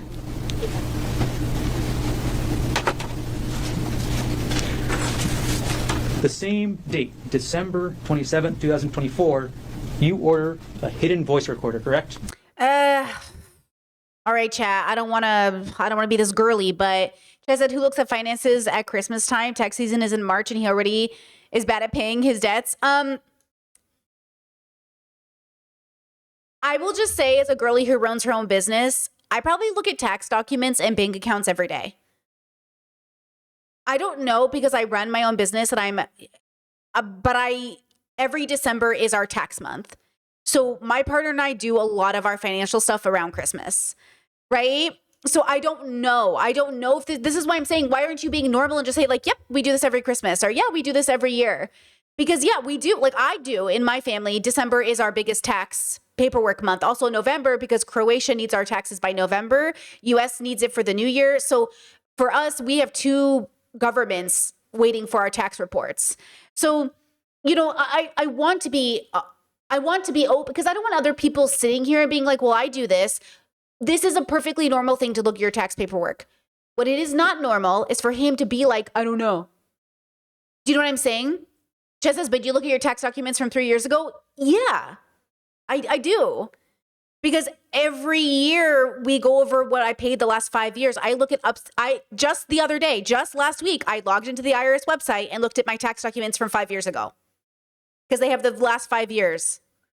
Yeah, that's what I'm saying. I want him to say, I do check it, but he's denying it, which is the weird part. Why are you denying it? You know what I'm saying? But yeah, I do. I compare all my tax years. I look at all my history. We go through all the numbers as a couple. I say, oh, this is how much I made this year. What do we look like this year? Here's how much we paid. We compare every tax year. I do with my accountant every year. We look at every year together. So I just don't understand why he won't say yes. Like, I check my numbers. I don't know why he's being weird about it. So I want to normalize this for a lot of people who do it. I don't think you're all murderers and cheaters because you looked at your tax paperwork. I also think it's weird that he's not saying that he did it because it's not weird to do it. You know what I mean? That's the red flag for me, is like, you're being really weird about this. You know? That's right. So the day after your fight with Ariel, right? And the morning, and we were fighting that morning as well, so the same day. You fought in the morning of the 27th as well? That's right. The same day that happens, you buy this hidden voice recorder, correct? That's right. You buy it from Walmart.com, right? See, why Yes. would he need a voice recorder at this stage in the marriage? At this stage in the marriage, what do you need a voice recorder for? Get divorced. Girls, can I just tell you? What did I say to you? What do I always say to you on stream? If I'm at the point in my marriage where I need a paranoid, check your computer, paranoid, get a recording device, the marriage is over. Stop. The marriage is over. The marriage is literally over. That's it. You can't recover from this. Because now what he's doing is he's saying, you betrayed my trust and now I have to do this. But now he's betraying her trust back. You can't betray the trust back because now you know what I'm saying? The marriage is over. Move on. And the device was advertised as a, quote, hidden voice recorder, correct? Yes. It was also advertised as a spy device, right? Yes. The recorder had a magnet on the back, correct? Yes. And that magnet made it so it'd be easier to hide, right? Magnet made it so you can attach it to magnetic objects. You could put it underneath the desk if the desk was metal, right? You could do that. You could put it behind a fridge if you wanted to, right? If it's the right metal, yes. And you testified yesterday that your purpose with this device was to secretly record Ariel, correct? That's correct. For what though? For what? For what? For This what? device would also work just as well to leave in her home office. Isn't that correct? You could, yeah, you could leave it, I mean, you can leave it wherever you want to leave it. You could leave it in her home office to test out whether she was still talking to Jeff Miller, correct? You could. And on the same day, December 27th at 9:15 a.m., you looked into the WhatsApp login portal on your laptop. Is that right? I'm sorry, what time did you say? 9:15 bro. a.m. You logged into the WhatsApp login portal from your laptop, correct? That sounds plausible, yes. So as you're having this fight with Ariel in the morning, 9:15 around then, you log into WhatsApp, right? Yes. You want Is he saying those Christmas messages about the presents and stuff happened here? Is that what he's getting to? Is he saying, because you know how she was messaging Jeff about Christmas? Was this the same Christmas day they stopped having sex? Was this the same Christmas day? Is this after? I thought those Christmas messages were before he caught them. Is this leading up to saying, are those two different Christmases? Or no? to find out who she's been talking to, what she's been saying, right? No. I was logging into my WhatsApp. What? You want At to find that out point if in there are time, still... Sorry, I don't finish. At that point in time, I was not logged into her WhatsApp on my computer any longer, and I was using WhatsApp for my work, and I was logging into my WhatsApp. So your testimony is that immediately after having this fight, after same day you're ordering this recorder to spy on Ariel, that you're logging into WhatsApp for other purposes. Yes. And on December 27, 2024, you order another audiobook. Is that This is the same Christmas? Am I confused about the timeline? He confronts her about cheating. She admits to it and then keeps messaging Jeff about Christmas?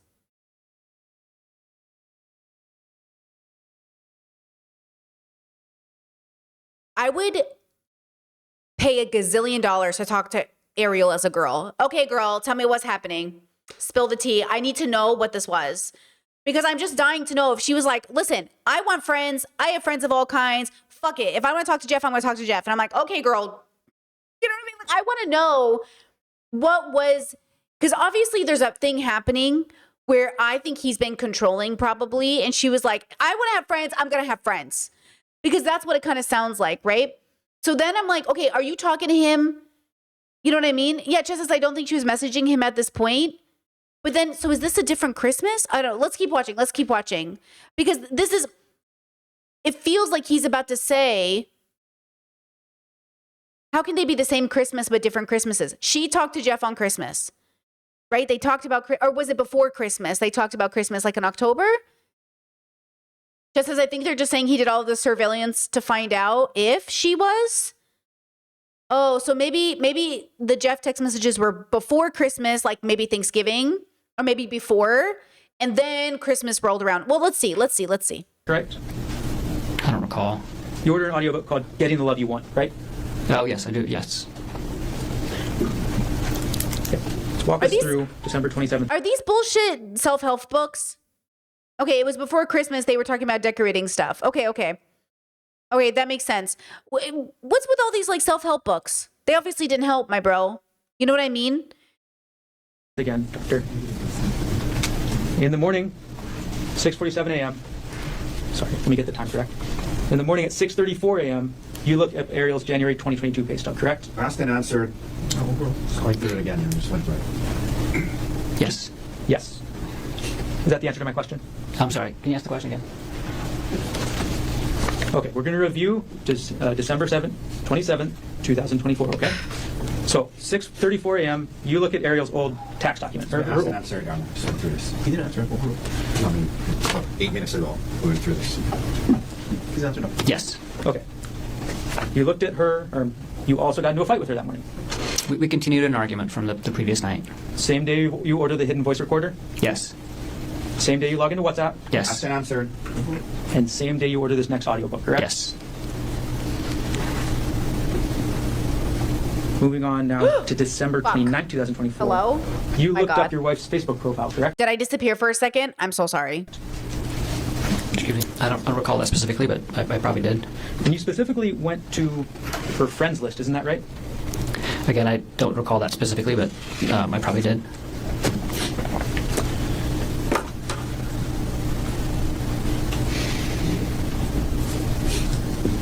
Now, on December 30th, 2024, we're moving closer to New Year's, right? Yes. And on December 30th, 2024, you searched LinkedIn again for Andrea Miller, correct? I don't recall doing that. You don't Not a recall? specific day, but I do recall looking her up again later in December. We'll publish Dates Exhibit 109 at page 4. You looked up Andrea Miller on LinkedIn on December 30th, 2024 at 6:49 a.m., correct? Yes. I looked at her contact info. She still hadn't replied to your email, right? That's right. She never called Rejected. Ari to yell at her, right? She never called Ari to do anything. As far as I know, actually. She might have, she didn't tell me, but as far as I know, Andrea never called Ari. And then after searching for Andrea on LinkedIn this morning, you canceled your LinkedIn Sales Navigator core account, correct? That sounds right. I had to cancel it within 30 days, and so I probably went in LinkedIn to cancel the account and then also clicked on Andrea's profile. This is page 5. This is the email confirming your cancellation, correct? Yes. Okay. So, and this is at 6:56 a.m., is that right? That's right.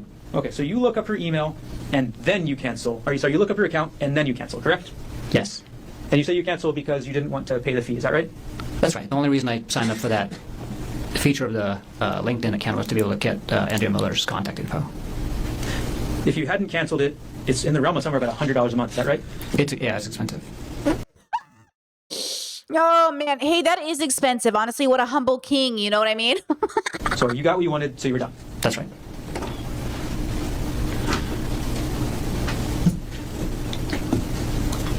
And on that same day, December 30th, you also purchased a new audiobook, is that right? I don't recall. You purchased an audiobook called Not Just Friends on December 30th, 2024, is that right? I do recall purchasing that book. I'm not sure of the exact date, but that sounds like the right time frame, yes. And then on the same day, December 30th at 7:29 p.m., you open up a spreadsheet on your computer, correct? Probably. I work with spreadsheets very, very frequently. On that date at 7:29 p.m., you opened a spreadsheet about your and Ariel's wedding, is that right? I don't recall, but that sounds plausible, yes. And in that spreadsheet, there was information about the wedding, correct? Yeah, chat says, are we tripping or are there too many inconsistencies or contradictions in this story? He just talks like a liar. You know, whether, you know, they're doing it because they're embarrassed or they're trying to hide something or it's malicious, like he just talks like a liar. You know what I mean? Like there's just it reminds me of Alex from Love is Blind. He just talks like a liar.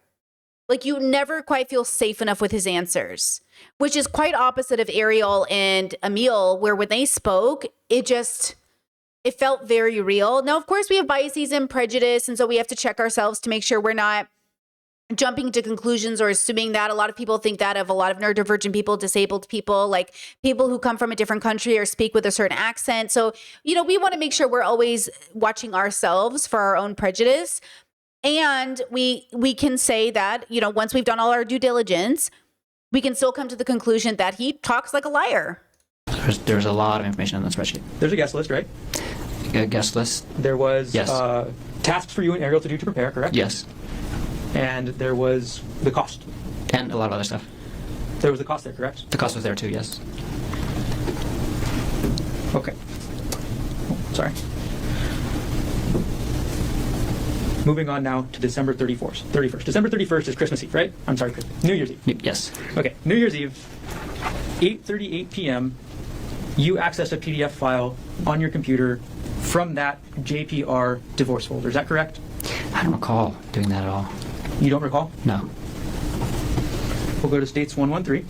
I think that's a pattern of a liar too. I don't know. I don't remember. But like, okay, girl, you got amnesia? Alzheimer's? Dementia? Tumor in the brain? Because you don't remember a lot. Most of us remember something. Even if we're like, oh yeah, I remember basically that day. I don't recall. I plead the fifth. If the glove fits, you know what I mean? Okay. We'll publish page 2. So, on December 31st, 2024, you can see the exhibit, right, Doctor? Yeah. Okay. On December 31st, 2024, at 8:38 p.m., on your computer, this document was opened up, correct? Again, I don't recall opening up this document. I can't think of a reason why I would have opened up this document. Again, it's a credit card statement from 2016 that was part of the hearing on the divorce, but it's not even actually it's not even the document from. Then just say no. Say no, I did not open this message. I would not have opened this message. He says, I don't recall. Say no, I haven't. Well, I know he's not trying to incriminate himself, but he's not talking like a person who's like, I have no reason to open this message. I couldn't even think of a reason to open this message. To my best recollection, I did not open this message. And now I would start, if I was him, be like, is somebody opening it on my behalf? Is somebody trying to frame me? You know what I mean? It just feels like you're not talking. You sound like you're evading. For the divorce hearing, it's just one of the credit card statements, and I have no recollection of opening this document at that time, and don't know why I did that, or if I did it. And that's what I'm saying, because it says file system last access. Like, so does that get triggered when something other than just opening the document happens? Because I don't recall opening up this document at all. You said a lot of words there, but at the end of the day, you don't recall, correct? That's correct. That's correct. This document is in that same folder we talked about earlier, correct? Yes. This is supportive documents for your 2016 divorce hearing, correct? That's correct. And these are the kind of documents that you want to have to present in the hearing, correct? That's correct. They're financial documents that are relevant to a divorce, right? That's right. And this one's actually a bank statement about not yourself, correct? It's a bank statement that was a credit card that was actually in my father's name during that time period. But we were I'm trying to recall exactly. I think we had used it to transfer like a credit card balance that we had onto his credit card, because they were offering like a no interest, no payments for whatever, and we were using. Hey, I want you to remember, and I understand. I do fully understand that money is a weird thing in the world, especially when you're making a lot of money. But just a reminder, they took an $80,000 loan from her parents, which she took money out of the account to pay them back, having a feeling that something funny was going to happen. And just a reminder, this man was making $300,000 a year. Like, just because you make a lot of money doesn't mean you're good with money. It's kind of crazy, actually. And just keep that in mind. Why? You know what I mean? It's amazing that even if you make a lot of money, doesn't mean you're actually good with it. It just blows my mind sometimes when I hear rich people are in debt, even if it's like $5,000, $10,000 on a credit card. I'm like, girl, you could pay that off so easy with a week's income. What do you mean you make $300,000 a year? And with Ariel's income, they're making $500,000 a year, right? She makes less than $200,000. He makes over $350,000. So they're making $500,000 a year, and you still have credit card debt. The fuck? You know what I'm saying? Like, what are you talking about? That to pay off this credit card. I was using it to pay off my credit card debt at a more favorable or zero interest rate. But yeah, that was a credit card in my dad's name. So you included this document in your divorce hearing folder because it was relevant to your divorce, right? That's correct. Okay. Now, at 8:38 p.m. on New Year's Eve, you also looked up a March 2022 pay stub for Ariel Koenig, correct? I'm sorry, can you say that again? At 8:38 p.m., the same time, on December 31st, 2024, the same date, you also looked up a March 2022 pay stub for Ariel Koenig. Is that right? I don't recall doing that specifically, but that sounds possible, yes. We're going to publish dates 1-5, page 11. Sorry. Dr. Koenig, this is the metadata for that document, correct?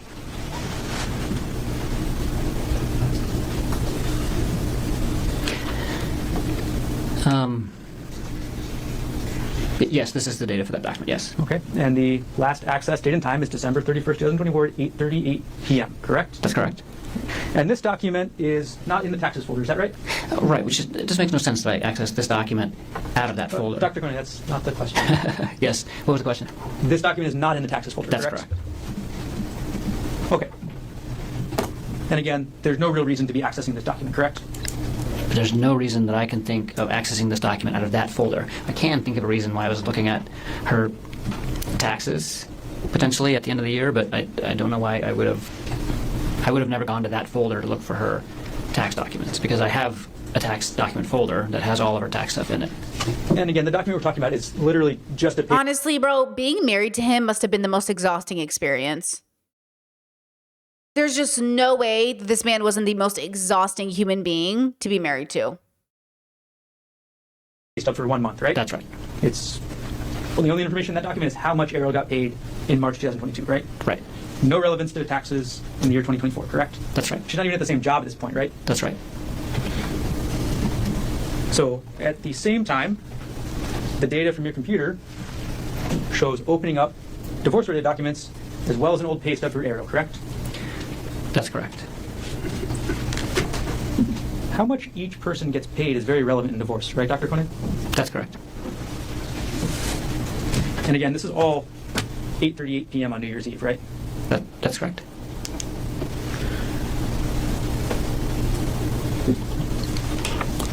Now, January 3rd, 2025, moving forward a couple days, you save a file on your computer with an Excel spreadsheet that has the chats between Ariel Koenig and Jeff Miller. Is that right?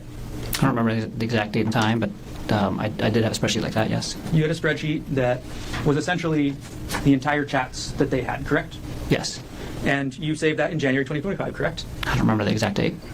I thought I did that in December. I know I created the file in December. Okay, we'll publish dates 139, and you created the file on December 24th, 2024, correct? That sounds more reasonable. Okay. You accessed the file on January 3rd, 2025, correct? It looks like it, yes. So it's safe to say that on January 3rd, you're still thinking about these messages, right? Oh, absolutely. They're still in your mind a lot, right? Definitely. You're still upset? I'm still thinking about the affair. It's hard to get off your mind, right? I'm still thinking about the affair. You're thinking about it a lot, right? I'm thinking about it often, yes. It's hard to stop thinking about it, isn't it? No, at that point in time, I could stop thinking about it, and I was functioning just fine. So you say that in January 2025, you were okay to stop thinking about it when you needed to, right? Absolutely. Okay.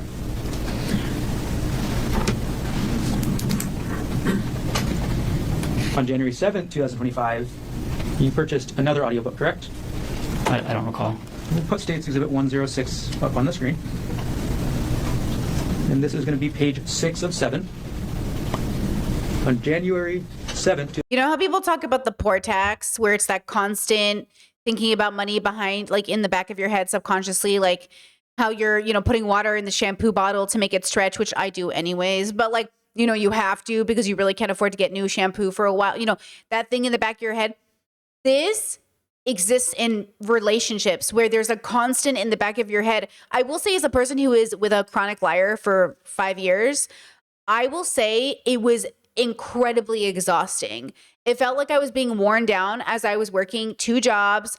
I was working like 20 hours a day. I was so tired, and it feels like that. It's a constant like burden, and it's always your fault. You're making their life hard. You're making it impossible for them to hold down a job. You're the reason they keep flunking out of school. Like, you're sitting here working 2 jobs and paying the rent, but it's your fault that they also can't figure out how to maintain work because, you're so exhausting. And it's like, I'm so confused. I'm the one who's exhausted. Well, like, you know what I mean? So I can just imagine, if he is anything like the person we see right here, how mentally exhausted. And this is why people will say, look, it's not okay to cheat. And I will say that typically I do find there to be a pattern that men will make any excuse to cheat. Women usually cheat because the marriage is over. That's from my understanding of how it usually works.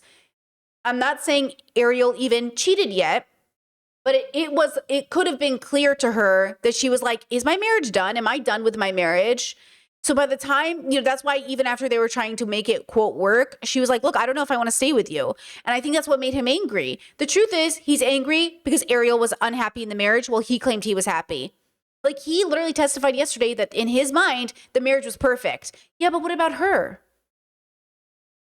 What if for 5 years she had been coming to him and saying like, hey, I'm really unhappy and like, I don't get why you're happy, right? Because I tell you this, just like with Lindy West, just like with my ex-partner, If you ask the men how the relationship is going, they say it's great. You ask the women, and they're like, it's not going great. Did you notice that? Remember with Lindy? When they asked the boyfriend or the husband, he said, oh, it's, we were great. And she was like, you can be honest. It was terrible. Same thing with my ex. If you asked him, the relationship was great. If you asked me, I'm crying, going to bed crying every night. You ask him, Gerhardt, the marriage was great. You ask Ariel, I don't know. Nobody asked her. But I bet if we did, I want to know when this marriage started being unhappy for you. 2025, you purchased an audiobook called Not Just Friends, correct? I thought you said that I purchased that on the 30th. January 7th, 2025. You purchased this audiobook, correct? Yes. Now, January 7th, 2025, again, the title was Not, and it's in little half quotes, Just Friends, right? Isn't that the same book that we said I purchased on the 30th? I don't remember that title. That feels like I've never heard that title yet. Isn't that the first time they've mentioned this title? Dr. Koenig, you weren't asked about any books on the 30th of December, were you? I'm sorry. We've been talking about a lot. Oh, don't try to fuck with us. Don't try to fuck with us. Okay, because I don't remember that title. Because I would Just Friends is interesting. Not Just Friends. I don't remember that title. Books and lots. Dr. Koenig, you weren't asked about any books on the 30th of December, were you? I'm sorry. We've been talking about a lot of books and a lot of dates. But I agree. I purchased that book on the 7th. Okay. So you agree you purchased this book on January 7th, 2025, correct? Yes. And obviously, when you purchased this book, you were still thinking about the affair, right? Yes. It was still on your mind, right? Yes. And you actually purchased this book, I'll zoom in on the email time, at 4:32 a.m., correct? Yes. So at 4:32 a.m., January 7th, you're still thinking about this, right? Yes.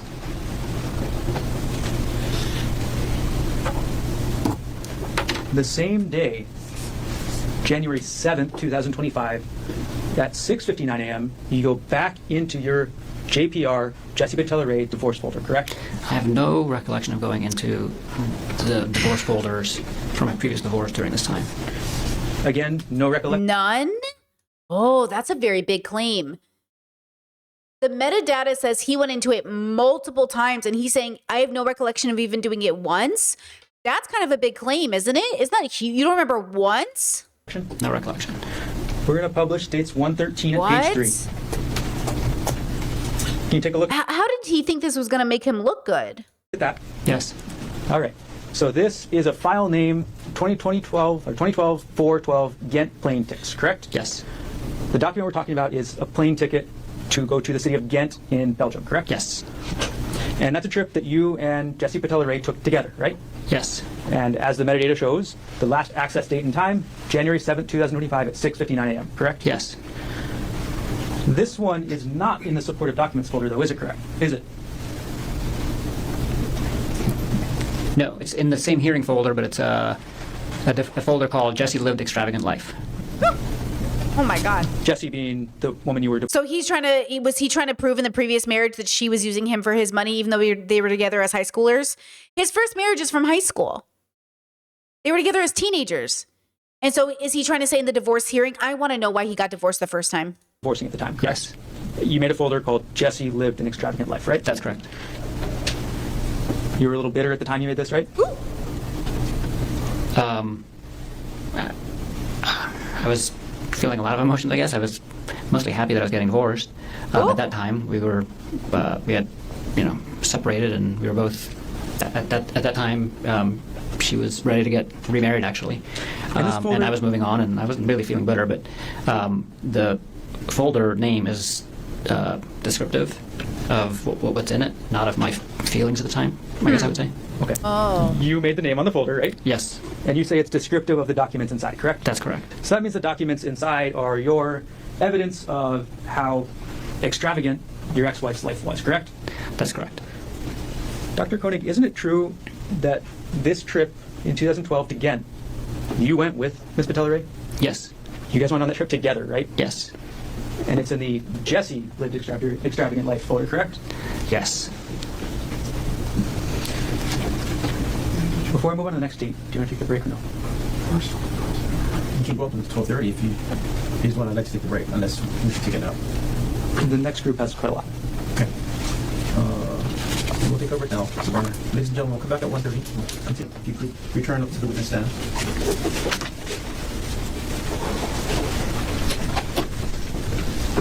still under oath. And Mr. Gardner, you may continue on with your cross-examination.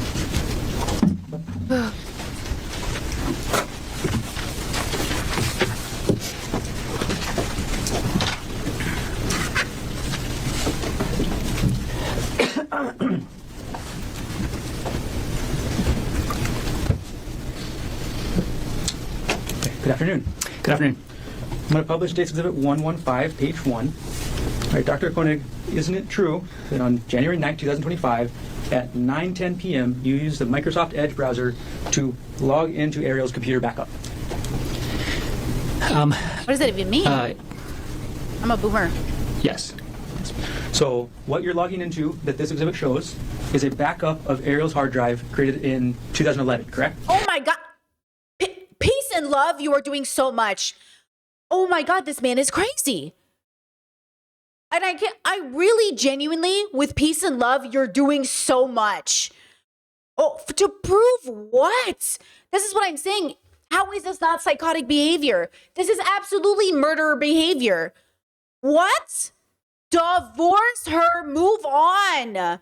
Holy shit. And I say this again, I think it's really important that people recognize I was cheated on in my 20s. None of this even came to mind. I never looked at his phone. I never went through his computer. I already knew he cheated. But also, who cares? I mean, it was horrible. It was a horrible experience. But I mean, like, I'm not about to go crazy. I'm not about to go looking at his computer. I'm not about to, and I get we weren't married. We didn't have kids. I get it. We didn't live together. I get it. But also, this is crazy. This is never going to happen. I am married now. And I promise you, if God forbid he ever cheats, just know I'm not going to give no fucks. I'm going to get divorced. I'm going to go home. I'm going to go back to America. I'm going to party it up with my gay siblings and we're all going to chill. Because this is so much. Now, to be fair, we don't have kids. If we had kids, well, it'd be a whole other thing. But okay, you're doing too much. You're doing way too fucking much over some text messages about fucking favorite bands. You know what I mean? Jesus Christ. This is so paranoid. No. It's a portable hard drive that she had that had old documents on it. Okay. And you wanted to go into Ariel's old hard drive to look at the documents, right? That's Why? right. And again, January 9, 2025, 9 p.m., correct? Yes. Or 9:10 p.m., correct? Yes. Okay. So, and this is through a program called Memio, right? I don't know what Memio is. All right. Well, regardless, you go in No. and look at your documents, correct? Yeah, I just go in and look at the documents. I don't know what Memio is. All right. So you go into the folder for Ari, correct? Yes. Then you go into the documents folder, right? Yes. And you go into the divorce folder, correct? Yes. And in that folder, you open a document called Notes. Is that right? Yes. Okay. Moving on to page 2 of the exhibit. This is the same folder, correct? Yes. Okay. The Ari folder. I'm sorry. This is a different folder. This is the Ari folder and then the downloads folder, correct? Yes. And the document you're looking at 9:14 p.m. on January 9, 2025 is called Complaint for Absolute Divorce. Is that Yes. right? And page 3 of the exhibit. This is also in the downloads folder, correct? That's correct. And the document you're viewing at 9:15 p.m. is called Rosen-Divorce, correct? Yes.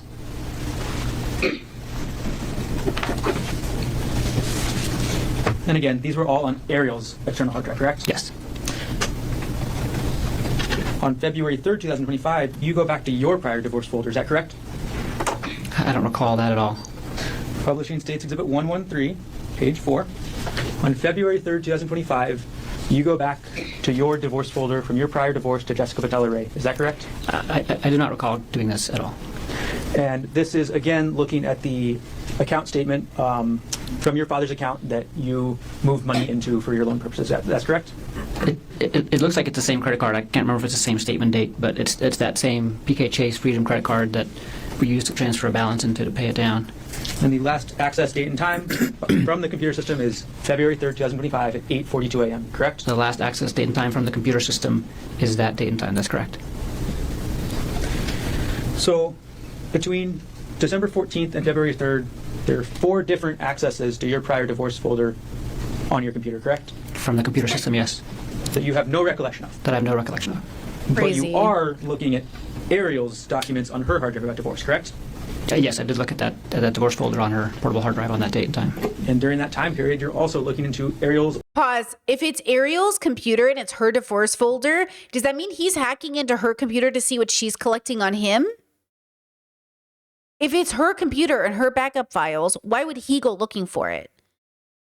I'm so confused. What is the purpose of this? Old pay stubs, right?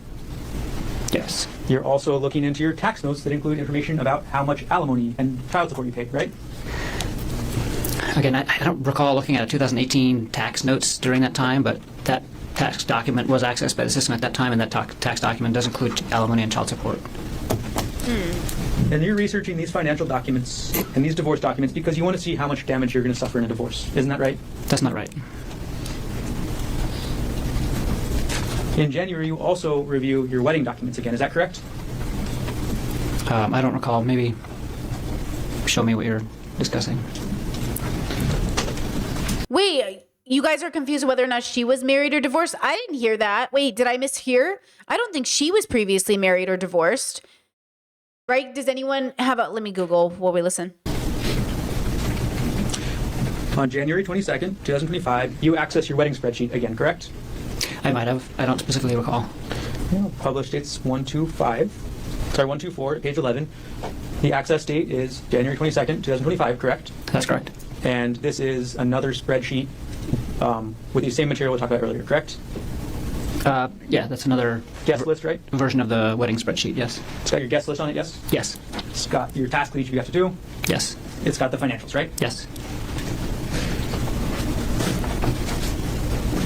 And on the same date, January 22nd, 2025, at 3:04 p.m., you view a document called Worthington Koenig Wedding Room Block 9.14.18, correct?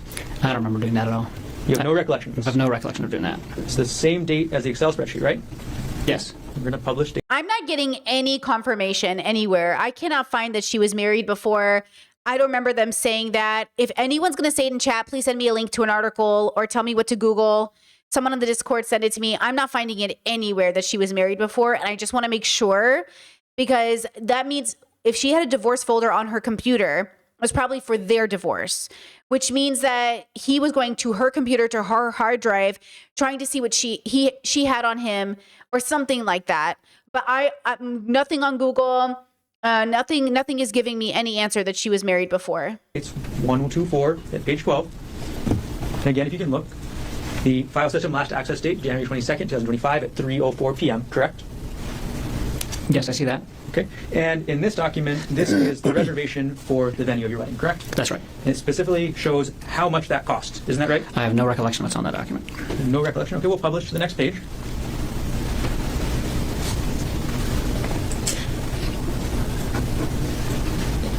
There's a table in the middle right here, isn't there? Yeah, and that's the guest room block, so that shows if our guests decide to stay at that hotel, what they would pay under the wedding rate for those 3 different rooms. We'll move on to the next page. This is basically rules that you have to follow, or what you have to decide what the rules are.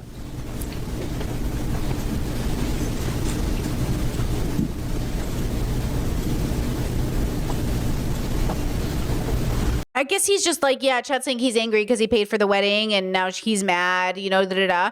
This is why I say, like, the vengeful partners are also a part of the problem. Yes, in a lot of divorce cases, you need to obviously pay child support and maybe even alimony and all these other things. And I do think it's very telling of someone's character if they also punish their partner for wanting to get divorced. Again, my partner is not a bad person if they want to divorce me. You are not trapped in this marriage.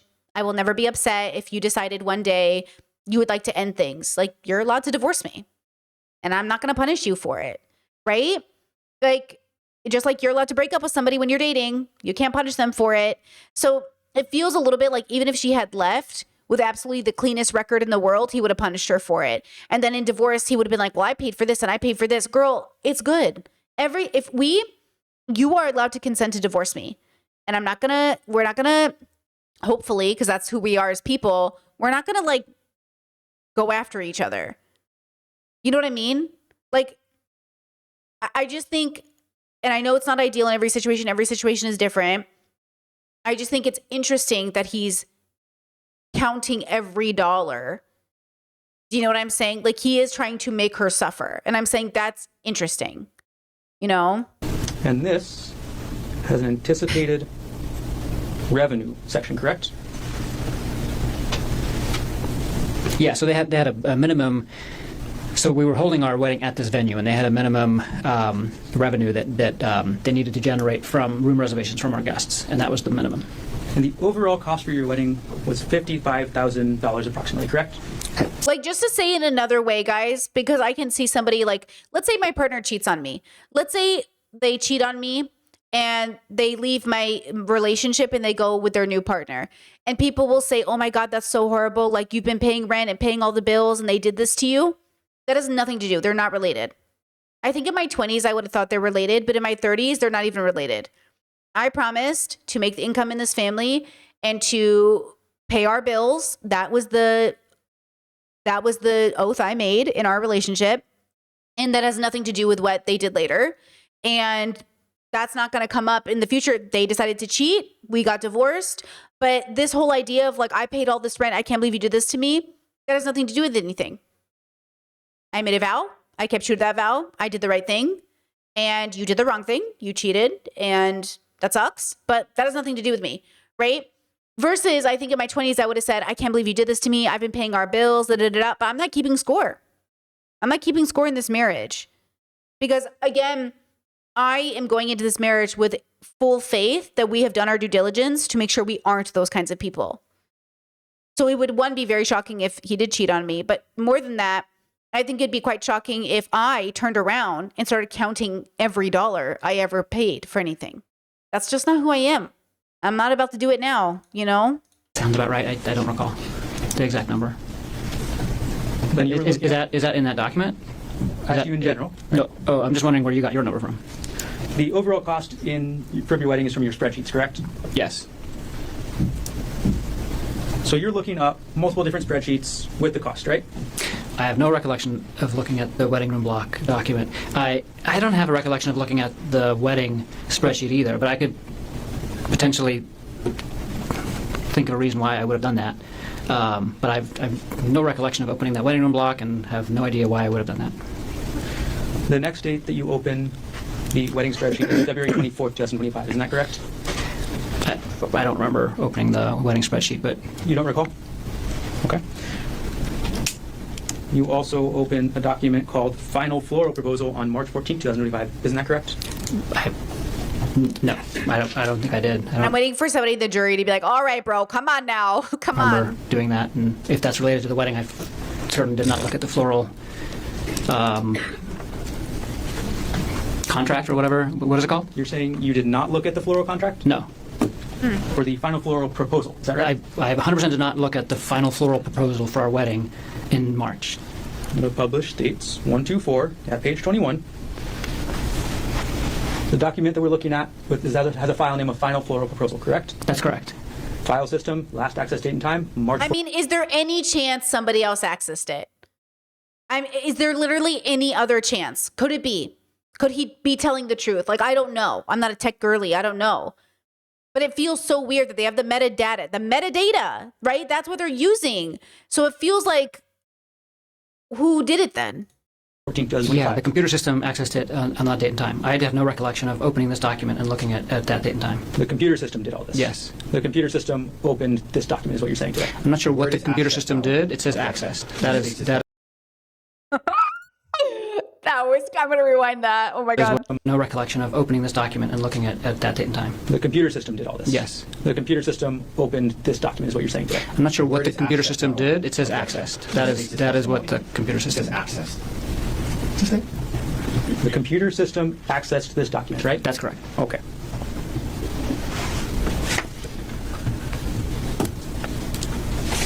On January 22nd, 2025, you viewed a UBS portfolio detailing your and your wife's retirement accounts, correct? That's correct. And that was a statement from December 2004, correct? 2004? 2024, correct? Yes. So in December 2024, you get the UBS statement detailing how much you and your wife have in your retirement accounts. Is That's that correct. right? Yes. And you reviewed that on January 22nd, 2025. Yes, I do remember that. And this is actually within a month of getting the statement, right? That's right. It makes sense to review the statement, within a month of getting it, right? Yes. Do you remember the figures in the statement? I do not. Would it help if we go through them together? Yes. Okay. States 126. We'll publish starting with the first page. This is just the metadata again that shows you you accessed this on January 22nd, 2025, correct? Yes. And again, statements from December 2024, right? Yes. Okay. We're going to look at a page detailing your Roth IRA. He's a sure thirsty guy. This guy's a thirsty guy. All right. Your Roth IRA next, okay? Okay, here's a summary page, correct? Yes. All right, and Gerhard Koenig, you have in this UBS account an Roth IRA value of $8,066.95, correct? That's correct. Ariel Koenig has a Roth valued at $74,974, correct? That's correct. Ariel Koenig has a second IRA valued at $164,500.76, correct? That's correct. Oh, okay. For your account, that's a little over $8,000. Ariel is the sole beneficiary. Is that right? That's right. Anything happens to you, she gets 100%, right? That's right. For Ariel's Roth, the one that's about $75,000, you are the sole beneficiary, right? That's right. Anything happens to Ariel, that money goes to you, correct? That's correct. For Ariel's IRA, valued at $164,000 approximately, you are also the sole beneficiary, correct? That's correct. Anything happens to Ariel, that $164,000 goes to you. Is that That's right? right. In January 22nd, 2025, that's about the same time that you're doing all your life insurance work, right? That's right.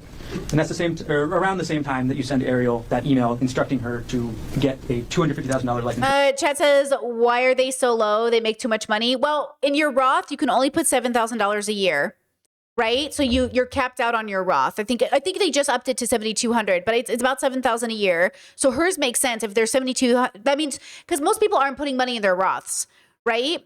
To be transparent, I've never put money into my Roth, and I'm 36 years old because I wasn't raised in a family that did that, and I didn't even learn about Roth IRAs till like 5 or 7 years ago. And even then, I don't have extra $7,000 to put into my Roth. I don't know if anyone else does. Versus my friends who grew up more wealthy than us, their parents have been putting money into their Roths since they were babies. So, maybe she's in my position where like I never put money into my Roth, and I don't have an IRA, and I don't have a company that matches my income. I don't have a 401k. I've been a 1099 worker for a very long time. Even when I was a nanny, I was almost always a 1099 worker, except on occasion when the families would open businesses and hire me as an employee and give me a W-2. So, there's maybe that situation, because again, just because they make a lot of money doesn't mean they've always made a lot of money. And it also doesn't mean that they know what to do with that money, as I've learned watching Ramith's show. Okay, so I'm learning too. I'm a late bloomer in this regard. But hey, if you guys are just, coming out into the workplace and you're wondering what all this means, trust me when I say this, get ahead of it now. Get ahead of it now so you're not in your 30s and 40s and starting like I am. Policy, correct? I did not instruct her to get that. It was a discussion that we had together, and the email was a summary of the product and the person to talk to after I contacted AAA. So I wasn't telling her to get life insurance. It was, here, contact this guy and ask for this product to get the life insurance that we discussed. And you said that on January 21st, is that correct? I don't recall the exact date, but that sounds like it's the right date. On February 4th, 2025, you viewed a May 2022 pay stub for Ariel, isn't that correct? I'm sorry, say that again? On February 4th, 2025, at 2:29 p.m., you viewed a May 2022 pay stub for Ariel, correct? I have no recollection of that.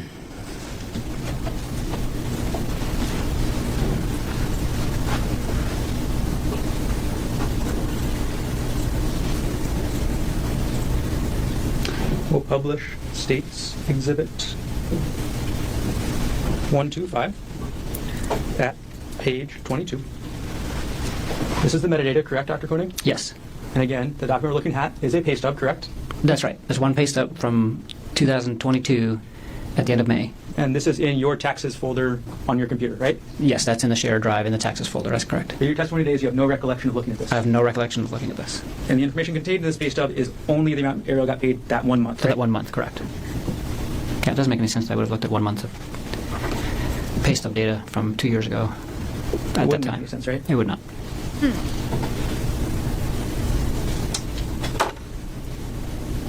On March 14th, 2025, you viewed a 2018 Wealthfront account statement for Ariel. Isn't that correct? I don't have any recollection of that. And published States Exhibit 125 at page 24. Now, again, this is about a 2018 statement, correct? That's correct. And this is a statement for an account, a retirement account, or sorry, an investment account belonging only to Ariel. Isn't that correct? Yeah, but I don't even think she still had it at this point in time. So this was a Objection, non-responsive. yeah. I have no recollection. I have no recollection of looking at this document. Ask the question again. This document is from 2018, correct? That's correct. And again, no recollection. No recollection.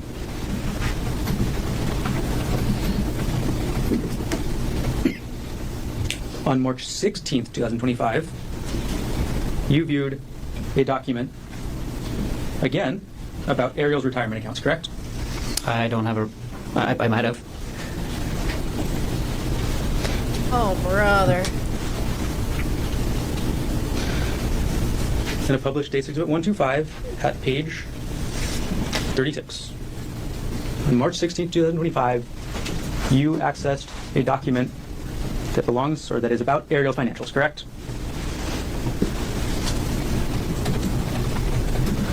This is on my desktop. I don't know what's in that document. So this document isn't actually even in your taxes folder, right? Right. This is on my desktop. Meaning every time you open up your desktop, you see this document, right? No, I have probably 3 dozen different random documents that just tend to collect on my desktop. If I copy something and email it, sometimes I put it on my desktop for, during that time. I was not aware this was on my desktop. I'm sure it was. That's the location of it, and I don't remember what this document is at all. This document is again from 2022, right? That's correct. And this is showing how much Ariel had in her Westinghouse retirement account in 2022. Is that right? I can't answer that unless I can look at the document. We'll publish the next page. This is a similar document to one that we viewed this morning, right? Yes. Okay, and it tells you in the top right, which I'll zoom in on, how much Ariel had in her retirement account as of a certain date, correct? Yes. It says the total value of that account, and what's the date? The date was, the account summary shows 2022 in November, correct? Oh, yeah. So this document is about Ariel's retirement account from November 2022, correct? That's correct. Yeah, I remember looking at this. I did look at this. Okay, now you do remember looking at I this. do, yes. Oh, okay. And November 2022 is a couple years before March 2025, correct? That's correct. It's 2.5 years, right? Yes.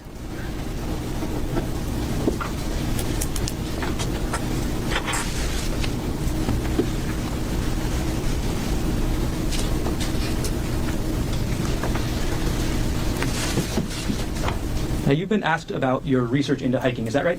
That's right. And you testified yesterday that you do a lot of hiking, right? I do. Isn't it true that there are only searches and computer data related to hiking between the dates of February 28, 2025 to March 4, 2025 on that computer? That's correct. Well, objection. There was a search range in the search warrant. Do we speak in objections? There was a search range in the search warrant. This question was about the entire computer. Approach.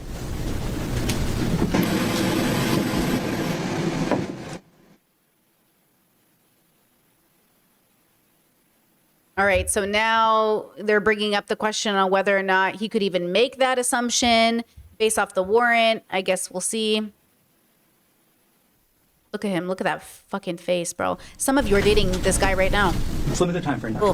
Between December 2024 and March 2025, the only data related to hiking from your... Ooh, can I just say, one of the green flags, I think, in my relationship that I think somebody like a Gerhardt or somebody I know people I know who remind me of him is like, I think it was yesterday or something. I was telling my partner about the case the last few days. I don't remember when. And I made a joke like, oh, he did XYZ. And then I looked at him like this. And then he looked at me like, we looked at each other and then we started laughing. And that feels really safe.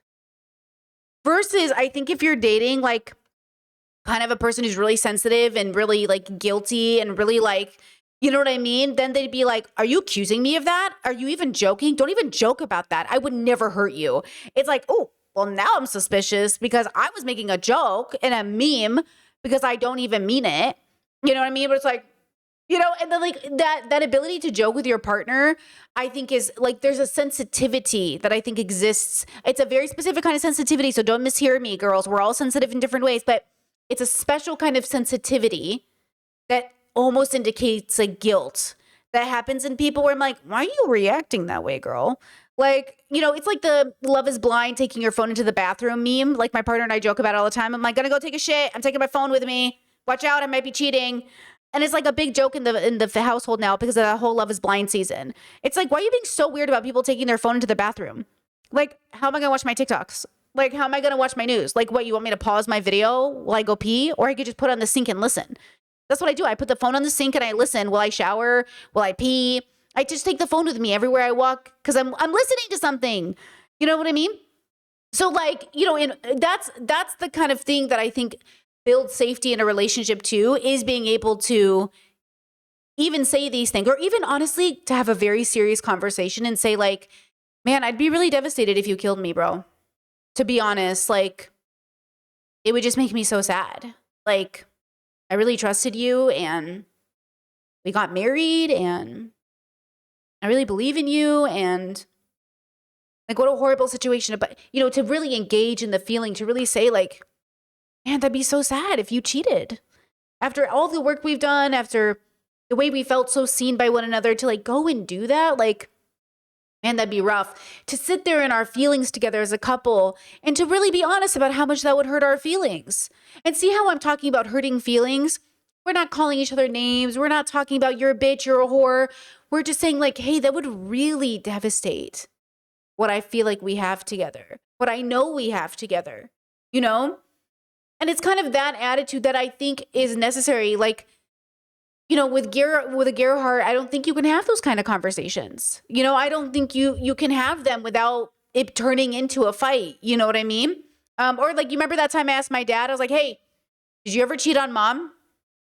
He's like, cheaters are rats. He's like, no, I never cheated. And my dad was like fully like, hell no, I've never cheated. Like, no defensiveness, pure transparency. And I believe him. I believe he's never cheated on my mom because of the way he's so without defense. He wasn't even slightly offended. I even asked the question. He wasn't even offended. He knows how shitty men are out here. He goes, men are scum, men are rats. And I was like, they are rats. And like, that's what I'm saying. Like, yeah, that defensiveness in Gerhardt is what for me feels really icky and testament to his character. Your computer is for those 5 days, correct? That's correct. Hold on, chat. Are you making a joke? Is this another joke? You said I'd be throwing out every bad word and slur known to man if I get cheated on? Habibi, please go to therapy. What, now all your morals are out the window? That means you are okay with those things now. Please tell me you're joking. Because you need to relax. Okay? Like, you're not even being cheated on. It's one thing in the moment to say, oh, my kid got hit by a car and I'm so angry. But the truth is like, you know, people watch their children die in front of them and they don't throw around slurs. They don't become angry. Like, people will watch their child murdered in front of them and they don't do that. So I need you to like, take a step back. And in January 2025, you actually treated a woman in the course of your work for having a rock fall on her at a waterfall. Is that right? That's right. You saw the injuries that she got from that rock, correct? I did. You saw what kind of treatment she needed, right? Yes. And in February... Hold on, I'm going to rewind that for a second. Chet says, it fucking hurts. I don't care if it fucking hurts. You know, you said also you called it abuse, right? Which I agree with. Yeah, but that doesn't matter. Because again, this goes back to the same conversation. You can't throw around slurs. You can't call a black person the N-word because they cheated on you or they abused you. Do you know what I'm saying? You can't do that. You can't throw around slurs because all of a sudden you can't call throw around the F slur because some gay person did something bad. You can't start calling them the F slur. Like, that's not what that means. If you're a good person and you've been wronged, act with dignity. And yes, express your anger, but you can use 1,000 different words to express your anger. Do you know what I'm saying? You can use 1,000 different ways to express your hurt. You cannot become a bad person just because someone did something bad to you, period. And in January 2025, you actually treated a woman in the course of your work for having a rock fall on her at a waterfall. Is that right? That's right. You saw the injuries that she got from that rock, correct? I did. You saw what kind of treatment she needed, right? Yes. And by the way, there is a difference between somebody being in the moment and never knowing these things before. And like, you're premeditating it. You're making the decision. So, okay, there's a difference between being in a situation where you've never had this conversation, you've never thought about it before, and being completely shocked by the situation. You're like, you bitch, you bitch, you bitch. Okay, We're not in that situation. You have plenty of time to get ready for that situation. Do you know what I'm saying? Like you are saying, oh, I'm going to do it. And I'm saying, okay, but don't do it. Which is different than I lost my mind in that moment. Every bad word came out of my mouth. I was so upset. People could understand that. People could even be empathetic to it. But see, that's not what you're saying here. You're saying because I was hurt, I'm going to be the worst person. You're saying I'm going to make a choice. And I'm saying if you have the chance to make a choice, I would expect a better one. Otherwise, you're a bad person. That's all you're saying. You're saying when given the choice, I'm going to choose the wrong one. And in February, at the end of February, that's when you started researching hikes, correct? That's correct. Published states 111. Publishing states 111, page 1. I rewound it a bit. On February 28th at 2:55 p.m., you searched Maui secret hikes, correct? I did. Then on the same date at 3:13 p.m., you searched secret hike Waikamai Falls, correct? That's correct. Then a couple minutes later on the same day, you move on to Oahu, correct? Yes. And you search best Oahu hikes, right? That's right. And by this time, you know that you're going to be taking, or you've discussed this Oahu trip with Ariel, correct? Yes. And the start of your search for Oahu is best hikes Oahu, right? That's right. And then you go to a website called alltrails.com, correct? Yes. And you filter to Hawaii first, right? Yes. And then Oahu, correct? Yes. And the title of that website is the 10 best trails and hikes in Oahu. That's right. Okay. The Polipuka Trail is not in those 10 best trails, is it? I can't remember, but I don't think so. Publishing next page to page 5. So February 28, 2025, 3:30 p.m., you click on a YouTube link titled Easy Hike on Oahu, Makapu'u Lighthouse Trail. Is that right? That's correct. Okay. And just a couple seconds later, publishing the next page, again at 3:30 p.m., you click on a different YouTube link for the top 10 easy Oahu hikes for everyone. Is that right? Yes. So first you look at best hikes, right? Yes. And then you see these 2 YouTube videos for easy hikes, right? Yes. You don't watch these full videos, right? Probably not. You don't watch these videos because at next page, 7 out of 10, 3:31 p.m., you're looking up difficult hikes, right? That's right. Because easy hikes is not for you, right? Yeah, the hikes that I found on the Easy Hikes website wasn't what we were looking for. Difficult hikes are generally more dangerous, right? Sometimes. Sometimes they're just longer. Difficult hikes have rougher terrain, right? Sometimes. Difficult hikes have higher drop-offs, right? Not necessarily. Difficult hikes can have more exposure, correct? They could. And these difficult hikes, these are the kinds of hikes you were interested in, right? Yes. Now, your search for difficult hikes brought you to a website called JourneyEra.com. Is that right? That's right. And the first page you looked at on JourneyEra.com, I'm going to scroll to page 8 of this exhibit, is the URL just says Oahu hike. Pause. Chad says also not to be that guy, but the N word is absolutely socially less acceptable to use as a slur versus the F word or B word. So using them in anger is really different. It's not different when targeted towards a minority. It's not actually different when targeted towards a minority. That's the key situation here. If you were cheated on, like Gearhart was, or alleged he was not cheated on. He says he was cheated on. He turned to the woman in his life and called her a bitch and a whore. Specifically misogynistic language, specifically a slur used to degrade women. It's different. It is not the same as saying, oh my God, you're such a little bitch. Like, still misogynistic, not the same thing. Okay? Oh my God, you're being so effy right now is different than being like, you fucking F word. Okay? Because you're mad at a gay person. That is very different. So we're talking about a situation where like this man weaponized one of the most misogynistic and evil slurs against a woman to degrade her in a situation where he felt entitled to. Okay? So it's very specific. And I don't like that society is so fucking misogynistic that we do use the B word so casually. And I don't like that straight people feel entitled to using the F word. So you guys can all go fuck yourselves for not fucking getting it together with your misogyny and your homophobia. So yeah, no, I think we need to work on it. Okay? We need to work on it. Right? But I hear you, but also. And I hear you and also. Is that right? That's right. And again, you're listing Journey Era on February 28, 2025, correct? Yes. So this is still the first day that you're researching hiking, correct? That's correct. And moving. My passion isn't at you, Chatter, by the way. My passion is at society. Okay? My passion isn't at you. It's at society. Okay, it's at the casualness in which we so degrade gay people and women because they're such easy targets because the world doesn't value them. And I'm sick of it. On to the next one. Next page, page number 9. You end up going to a page on dirtyair.com saying the 35 best hikes on Oahu, the ultimate guide, right? Yes. Although the URL talks about the Stairway to Heaven, this is actually a list of 35 hikes, correct? Yes. Okay. And on that list, you see the Palipuka hike, correct? Yeah, among 34 others. And that, Actually, same chat. Chat says my spouse knows if they ever call me a bitch in anger, I'm out. Yeah, same. We have a very strict rule in this relationship because we use the B word casually, you know, like, oh my God, bitch, no way, bitch. But if you ever call me a bitch when we're having a difficult conversation, oh, it's over, girl. Ain't no way I'm about to live the rest of my life knowing you called me a bitch. Like, that's what I'm saying. Absolutely fucking not. Nope. then, on March 3rd, 2025, you go back to the... And vice versa. I'm not about to call my wife a bitch either. I'm not about to call her a bitch either. We're strict over in this household. I'm telling you, when we're having difficult conversations, we sit down and talk with the most dignity, the most love, the most care. I don't call them a bitch. They don't call me a bitch. Abso-fucking-lutely not. dirtyair.com website, is that right? That's right. And this time you're going to look at the Palipuka hike page specifically, correct? That's correct. Okay, March 3rd, 2025, 7:19 a.m., correct? That's correct. Okay. And you've seen the website you looked at up on the screen, yeah? Yes. Okay, we're going to put it up and go through it together.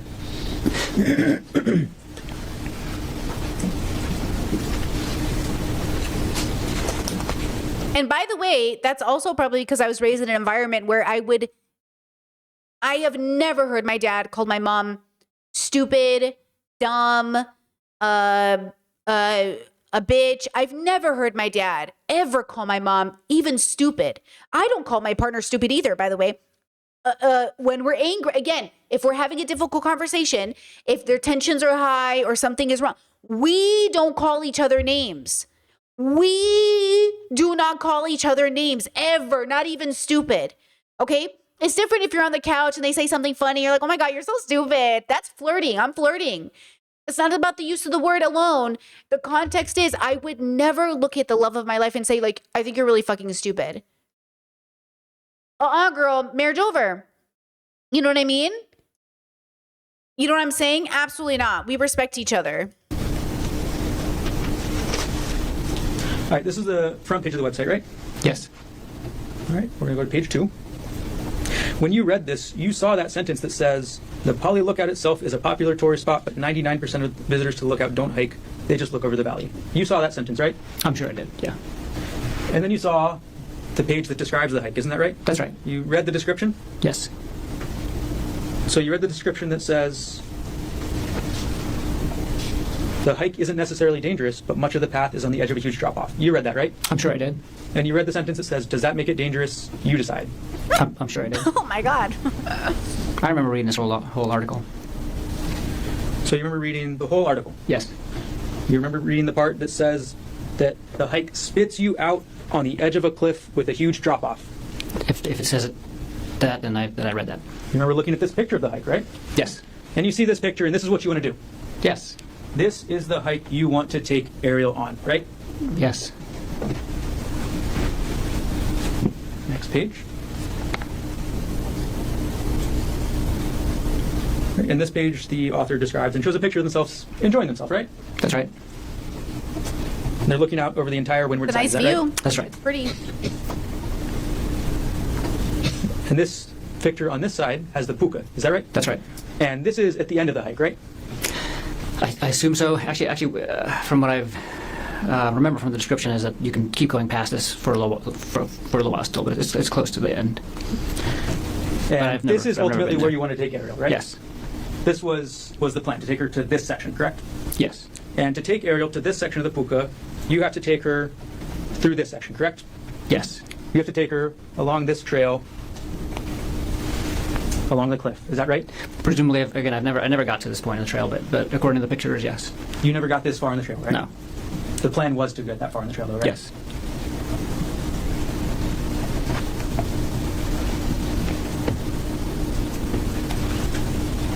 I do hate this as a person who's done like a few hikes in my day and as a person who has a lot of hiking friends. I do agree, because we know he tried to kill her, that it might have been more deliberate and methodical. And also, I hate that it sounds like everyone who goes on a hike is a murdering, you know what I mean? Like, oh, you intend to murder somebody. Hikes can be dangerous. They can be more exciting. Some people are adrenaline junkies. I mean, I've jumped out of an airplane multiple times. Lots of people jump off cliffs, for the thrill. So it kind of sucks. Like, this is why the context matters. Like, they're trying to build a case, which I think is a correct case, but it does kind of suck. My camping spirit is like offended that because I'm going on a great hike, I'm a murderer, but given everything that happened.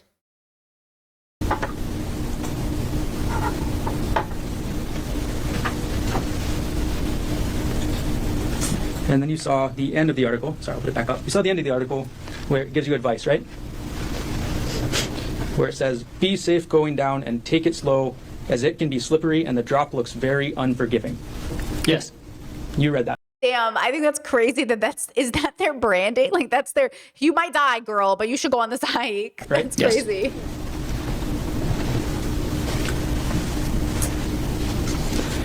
Now, while this is all going on, you've also been working on updating the insurance, correct? Yeah, so we applied at the end of January, and this was March 4th. Yeah, by this time I think Aries policy had already gone through, and either one, and maybe one of my policies did, but not both. Your insurance policy doesn't go through partially until March 12th and then completely on March 24th. Is that correct? That sounds right. On March 17th, you actually search up Ariel's profile on Facebook again. Is that correct? I don't have a specific recollection of that, but I probably did. And on March 4th, 2025, you were also looking at WhatsApp again, correct? Probably. I was using WhatsApp every day You were using WhatsApp every day. for work. Now,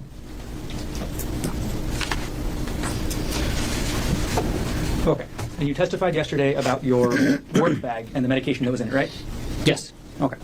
And you testified that your work bag is used for when you're on call, correct? That's correct. And you testified that you normally keep medication in there to provide if it's a rush situation, right? Yes.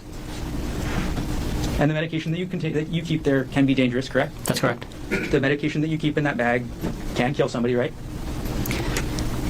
I'll have to look at the medication that's in there, but a lot of the medications that I use at work can be lethal if not given appropriately. Well, it's published States Exhibit 98.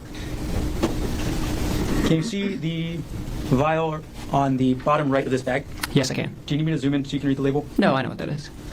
The trade name of this drug is called Diprivan, is that correct? That's correct. The actual name of the drug, or the scientific name, is called propofol, correct? That's correct. Propofol is one of the main drugs that actually, I'll use a non-scientific word, puts you to sleep during anesthesia, correct?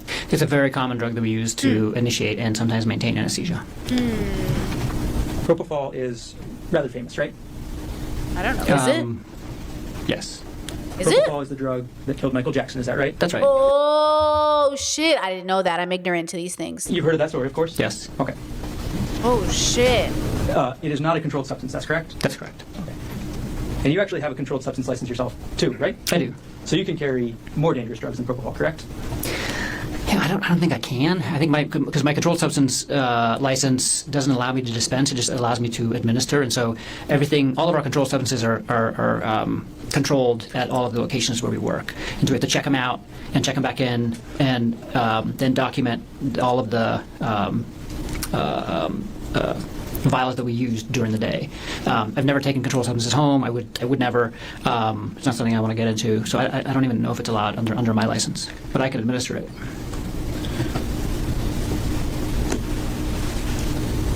All right. Now, let's take this exhibit down, and let's talk about March 24th, 2025. Okay, here we go. It was a normal morning, right? Yes. You and Ariel weren't fighting when you woke up at the hotel, correct? No. You gave her that birthday card, right? Yes. And then you and Ariel go to the bakery and get breakfast, correct? No, we went and got breakfast in the hotel. Got it. And then you go to the bakery to get coffee, right? Coffee and pastries, yeah. And then you and Ariel head out in your rental car up to the Pali Puka, is that right? That's right.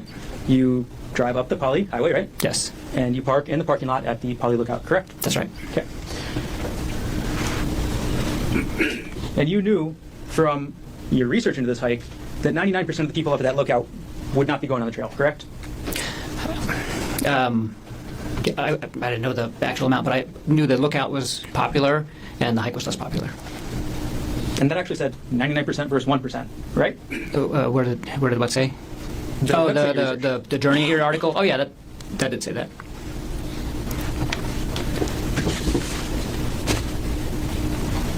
The website even told you, does that make the hike dangerous? You decide. Is that right? No, the website when the website said that, it was talking about the trail being next to a cliff, not the trail being some isolated, secluded spot that there's no people. The website said you decide if the trail is dangerous, correct? No, the website said specifically, it's not dangerous if you stay on the trail, but if you don't stay on the trail, you might fall off the cliff. Is that dangerous? You decide. And you saw that cliff, right? I did on the picture. And you saw that cliff was at minimum several hundred feet high, correct? Yes, You know, common sense tells you, somebody falls off that cliff, they're going to die, right? that's correct. And the website even tells you that the hike spits you out on the edge of a cliff with a huge drop-off. Is that right? That's right. And that photo that we looked at shows the trail going right along the cliff edge, correct? For parts of it. And this is the hike that you wanted to take Ariel on for her birthday, right? Yes. You wanted to go through the start of the hike, correct?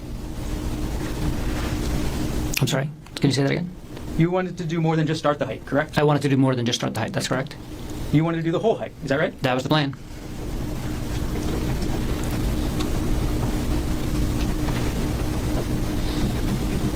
You wanted to take Ariel through that cliffside path that we saw in that photo, correct?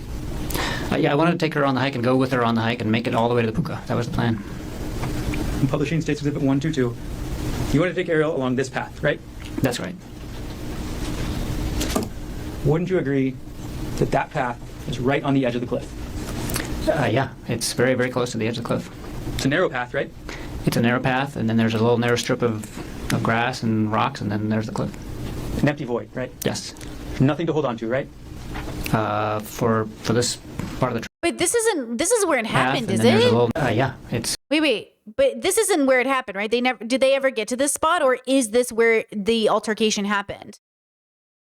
Because I did want to see like some idea of where it happened. Is this is I can't tell if they're saying this is what he wanted to get them to, or if this is exactly where it happened. Wouldn't you agree? to the edge of the cliff. It's a narrow path, right?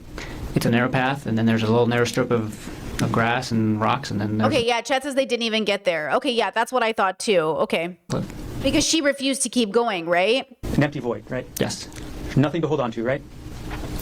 For this part of the trail, not much. I mean, there's some brush on the other side, but Okay. you have to really watch your step. But Ariel didn't Yeah, do we have the 5-minute video of the cop going up the cliff? Yeah, but I don't remember him coming to like a clear enough clearing for me to think it was significant. I'm just trying to get an idea. But if you guys remember the original video, it was a very like crazy uphill battle. It was really exhausting, roots and rocks and trees. But I'm just like, I'm curious what the literal, like I wish they drew me a picture of like what it really looked like, but we can just imagine. go that far on the trail that day, did she? No. Because Ariel didn't want to hike anymore, right? Yeah, there came a point in time where Ariel did not want to hike anymore. Ariel deviated from your plan to go up this part of the trail, right? I wouldn't characterize it like that. Well, you planned to go up this part of the trail, correct? That's correct. And Ariel didn't follow through with that part of the plan, right? Yeah. And at some point, you actually continue up the trail yourself, right? That's right. Without Ariel, That's right. on her birthday. That's right. But she didn't follow you, correct? No. She didn't follow you up to this narrow trail with this massive cliff, correct? That's correct. And then you went back down, isn't that right? That's right. And you saw that she was still there, right? Yes. And it was a surprise to you, right? It was. It was a surprise to you because you still had a chance to go through with your plan, right? What plan are you referring to?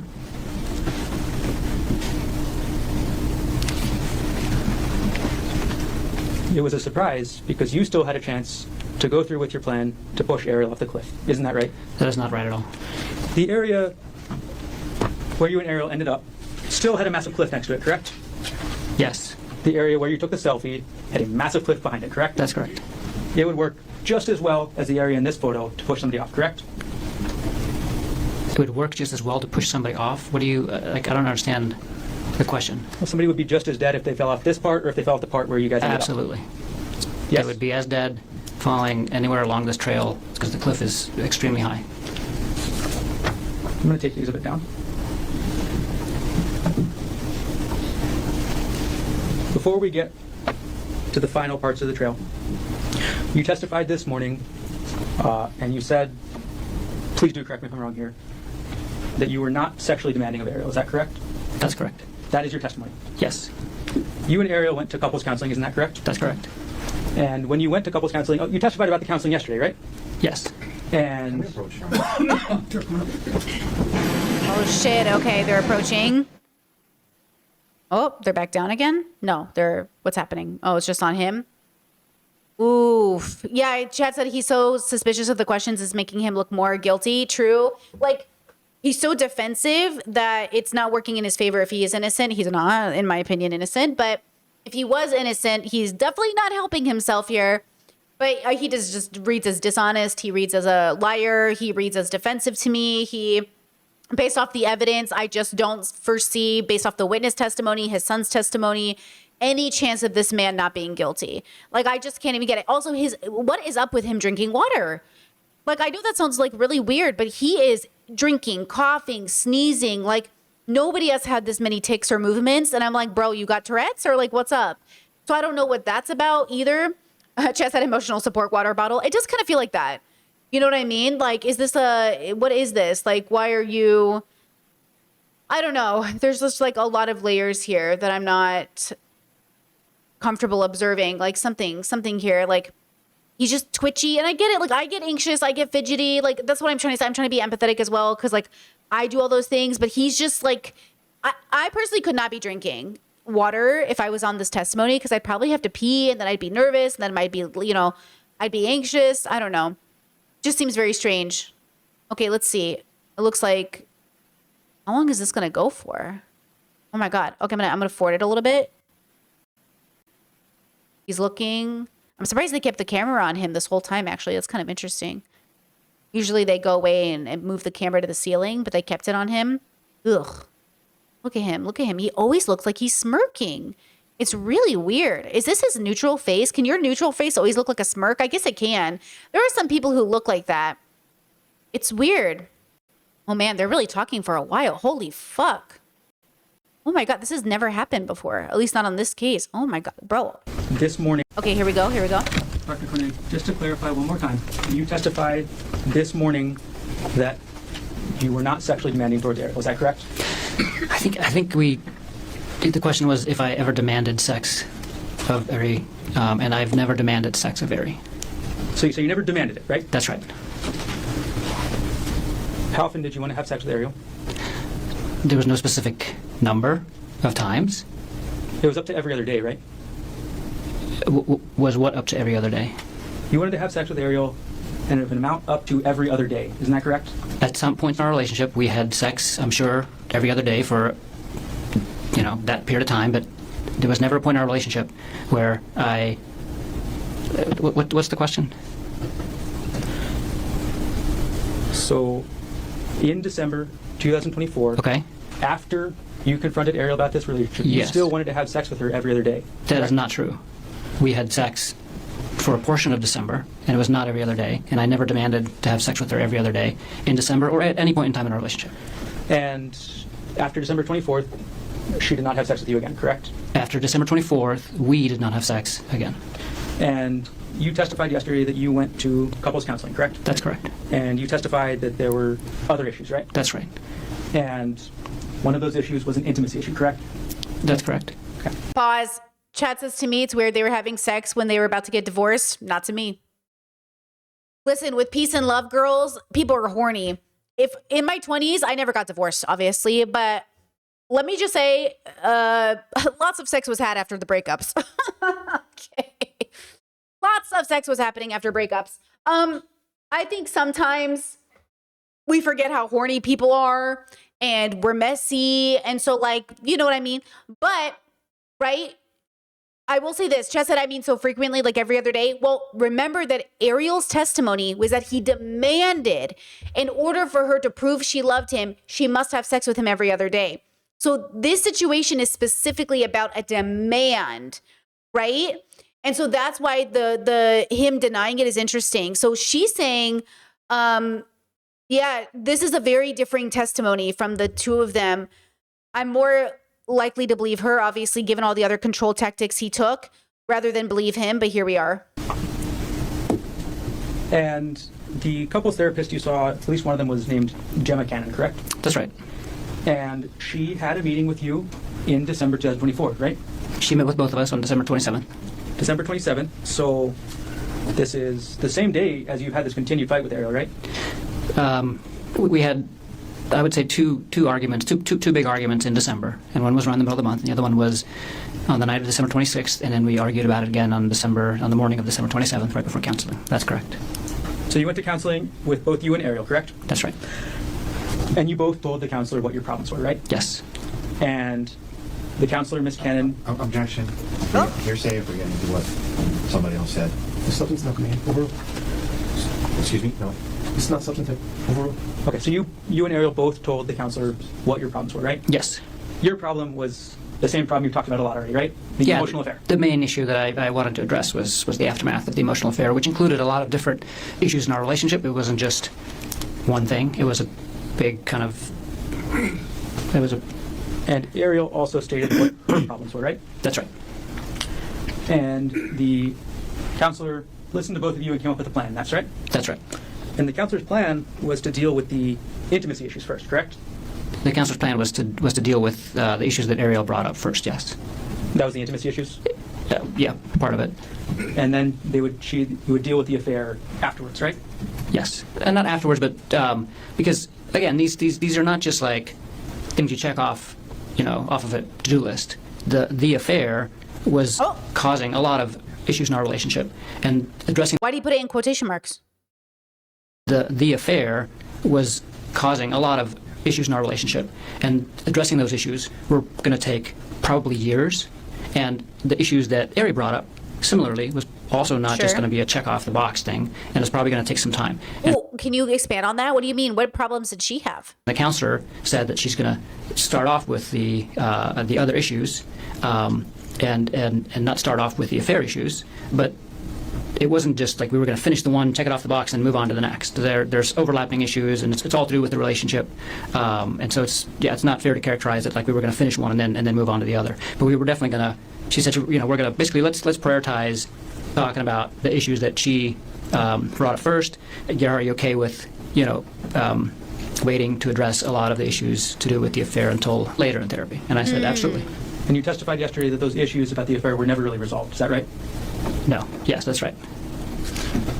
So talk about Ariel's issues, and the issues you brought up were never resolved, correct? I'm sorry. Ask that again. The first priority was Ariel's issues, the intimacy issues, correct? The first priority was Ariel's issues, and See, so that insinuates there were problems before. That's what I want them. I wonder if the therapist has to testify about their marriage. Is that a violation of HIPAA? I don't think so, right? intimacy was one of them. And then your issue, the emotional affair, was never addressed, correct? And our issue, the affair, wasn't adequately addressed ever either. And neither were the emotional issues. And I have to say, part of the affair and the aftermath of the affair, I had emotional issues, intimacy issues as well with her. So the intimacy issues went both ways. And when we... Just I'm going to ask my next question. Go ahead, sorry.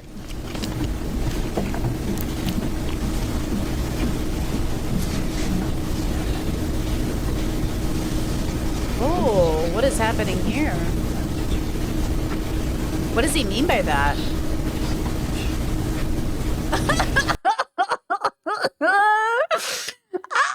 This defense lawyer is like, fuck my life. He's like, I need a new job. I need a vacation. Okay, Fuck. let's go back to the hike, Dr. Koenig. Okay. March 24th, 2025, you testified about the hike yesterday, correct? Yes. You testified that you and Ariel had a massive argument, right?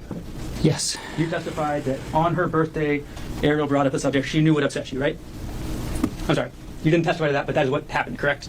That is what happened, yes. You testified that Ariel brought up that she wanted to go back to work and speak to Jeff Miller again, correct? She was still working, so she wasn't trying to go back to work. She wanted to start traveling with him again. And your testimony is that this is what Ariel decides to bring up on her birthday trip with you, right? Yes, And that she decides to bring this up on the Polypuka Trail, right? that's where she brought it up. That's correct. So you testify that you have this argument, you separate, and then you come back together, right? Yes, You take this selfie right by the cliff, correct? yes, And then you testified that Ariel pushed you, right? yes. And you testified that you could barely hold on, right? I almost went off the cliff. And then you turned around and you testified that Ariel was 5 to 10 feet away, right? He By the did. time I turned around, she had backed away, and she was not. And yeah, that was part of why I was concerned that that was a shove and not an accidental thing. And then you approached her, you went towards her. I did. So you think you about get pushed off a cliff, and then you go 5 or 10 feet to get to Ariel, right? I moved towards her. That's correct. And then you say that Ariel pulled you onto the ground, right? That's correct. You're bigger than Ariel, right? Yes, You have at least, or at the time of the offense, or at the time of the incident, you had at least 20 pounds on her, right? yeah, roughly 20 pounds, You're stronger than her, right? probably. You're a doctor, so you know that men generally are stronger than women, correct? Yes, It's just a scientific matter of testosterone, right? that's true. But you testify that Ariel managed to pull you to the ground, and she pulled you on top of her, right? That's correct. Okay.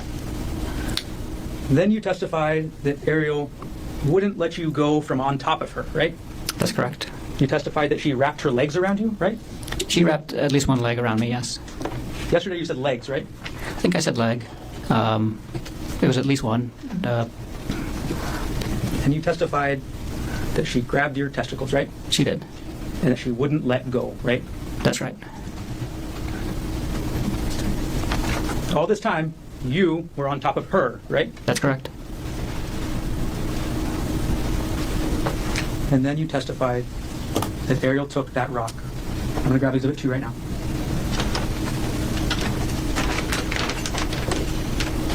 You testified that Ariel took this rock and hit you in the face. Isn't that right? That's right.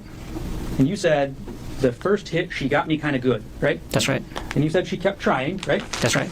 And you testified you tried to start blocking it, right? Yes. And you testified she actually got a couple more hits in, right? Yes. So, but you don't know how many hits, right? No. One good hit to the side of your face, correct? That's right.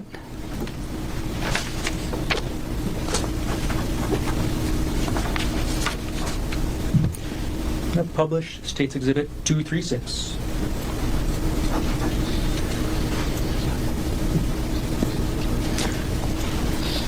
This is a photo of you from March 24th, 2025, correct? That's right. This is immediately after the police arrested you, right? That's right. This is the closest photo of you after Ariel hit you with this rock, right? That's right. And publish alongside State's Exhibit 1.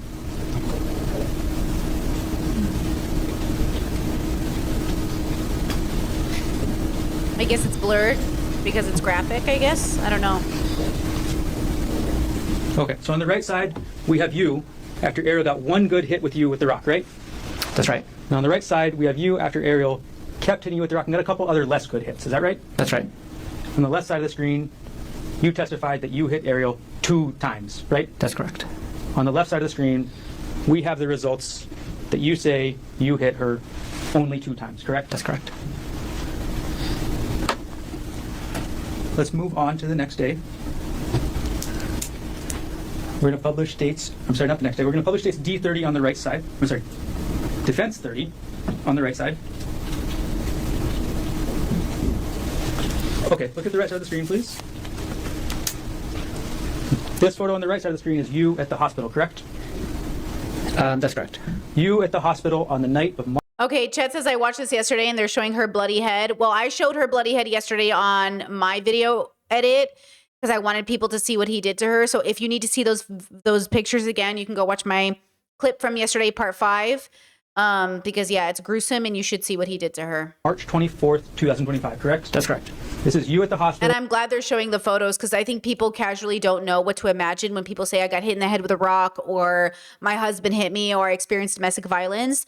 So I think it's really important that people see the photos. After Ariel got a good hit on you with this rock, correct? That's right. On the left side of the screen, I'm going to put up states 23. This is Ariel at the hospital, correct?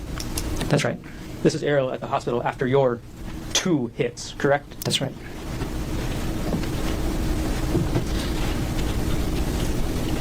And you say only 2 hits to Ariel, right? I only hit her 2 times.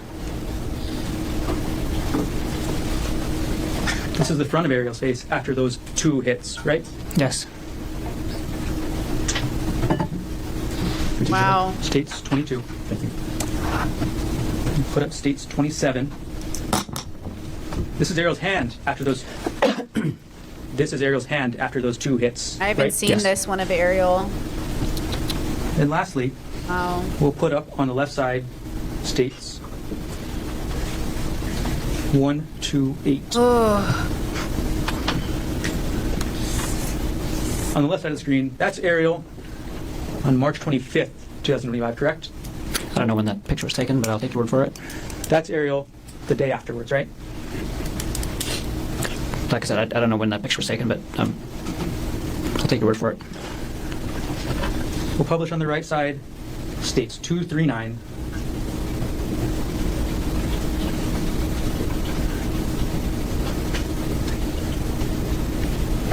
We'll flip it upside correctly. And this is you, again, correct? Yes. This is you on March 25th, 2025, right? I think that was like the night of, like just after midnight, but it was after the previous picture. That's right. This is you 1 day after Ariel hit you really good with this rock, isn't it? That's right.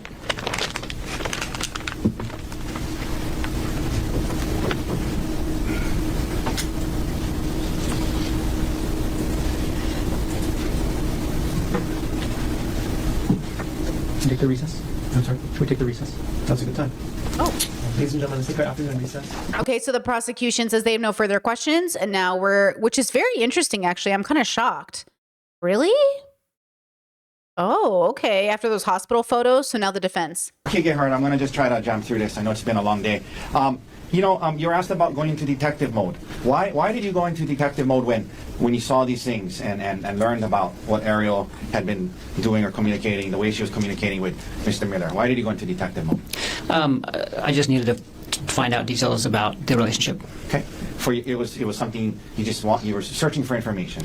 Yeah, she was obviously deleting things and trying to hide things, and I just wanted to understand what was going on, really. The extent of the Yes. relationship. You were asked about the text messages from 12/1 that started, and that was a Sunday. Remember that? That's right. And you were asked about, well, I would say good morning, and then it went on throughout the day, Christmas lights, what you doing, all day long until good night. And you were asked that, there was nothing sexual in there. Were you still concerned that on a Sunday your wife was communicating with another man all day long? Yeah. Sexism, bioessentialism, heterosexuality, patriarchy. Yes. Even though there wasn't. Granted, that's not restricted. Did the text messages still concern you, even though the word sexual wasn't in there? Yes. Sustain and move. So even though there was nothing sexual in the text messages, you were still concerned because she was talking to a man. Deconstruct gender now. Deconstruct gender now. Were you concerned by the text messages on that Sunday between your wife and another man? Same objection. Sustain. Please, somebody tell me if Ariel is a bisexual. Because this would be so much more interesting if she was bisexual. And it's like, what, can she not have girlfriends now? Or can she just not talk to men? As needed.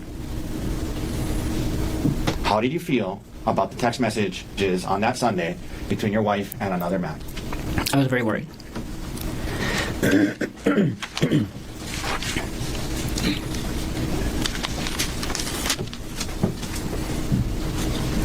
Why did you tell Bryant first? Why did you reach out to Bryant? I reached out to Bryant because he was one of my best friends, and I needed advice, and I wanted to give him a heads up about what was going to happen on the trip. Okay. when you and Ariel talked about her quitting her job. Pause. And we talk about this in healthy marriages. We talk about the difference. When do we tell our friends and when don't we tell our friends stuff about issues in our marriage? So if you feel unsafe, threatened, scared, you should talk to somebody. Friend, therapist, neutral part. You should talk to somebody, right? The issue I have with this narrative of like, oh, I had to tell my friend because we were going on vacation before I even told my wife is very interesting to me, because what you're doing is you're bringing your marriage problems to your friends, but in what context? Ariel going to Gigi to say, or Georgiana, or whatever her name is, her bestie, to say, hey, I'm having trouble in my marriage. She is saying, I'm in a toxic marriage. He's going to his friend to say, hey, I found these messages, but I would like the confirmation of whether or not he even thought this was cheating, right? Because so his friend had a one-night stand, and so they kind of, maybe he thought, oh, well, he's my best friend. He's done infidel. But notice that his best friend is the one who cheated on his wife. Isn't that interesting? That his best friend is the guy who had a one-night stand against Ariel's best friend. So now both of their husbands are shit, right? And two girls are probably bonding on the fact that, hey, are both our husbands shit? They should honestly run away together. Lesbian fanfic in the making right now, okay? You know what I mean? So it's kind of like and that's a little bit of a joke, but seriously, very common, right? So now we have two shitty men who are besties sitting around together, okay? Except Gerhardt thinks he's a good guy. But how can you be a good guy and you're going all of this way to paint Ariel as such a bad person when all it was good morning texts, which, yes, I will grant you inappropriate maybe for your relationship, caveat, debatable if you haven't negotiated it, right? Debatable. But if Ariel admits, like, yeah, I think I knew I was unhappy in my marriage, and I think my coworker was just so sweet and we had so much in common, and yeah, I prefer talking to him in the morning, honestly, than my own husband, even though we hadn't done anything, and even though we seriously never talked about being together, I did feel really good messaging somebody who I knew really liked me, because sometimes it feels like my husband doesn't like me, which I'm assuming is what she felt, because that feels like a pretty common storyline, right? You're married for a lot of years, your husband resents you, it starts to get awkward around the house, he tries to kill you, typical general stuff, right? Very basic heterosexual love story right here. So there's a lot obvious to me that feels like, okay, you need to disprove that you're not a basic statistic, because generally speaking, you will fall into it. What was your interest? My interest was for her I'm going to to rewind that. Okay. When you and Ariel talked about her quitting her job, what was your interest? My interest was for her to terminate her relationship and her contact with Jeffrey Miller. Were you going to be perfect? Were you okay with her getting another job? Absolutely. Or was there a conversation about her looking for another job? Objection, lady. Sustain. Did you and Ariel talk about what would happen if she quit her current job? Yes. And what did you guys discuss? She was going to look for another job. Okay. You were asked a lot about her this conversation about her moving out and then not. Initially, what was your thoughts about her moving out initially when you found out about it in San Luis Obispo? I would have preferred if we could deal with the affair in an isolated environment. So it would have been preferable if she had moved out. Did you eventually change your I prefer if we deal with the affair in an isolated environment, but I'm going to tell my besties on vacation and basically do 3v1 on my wife. Cool. thoughts on that? Yes.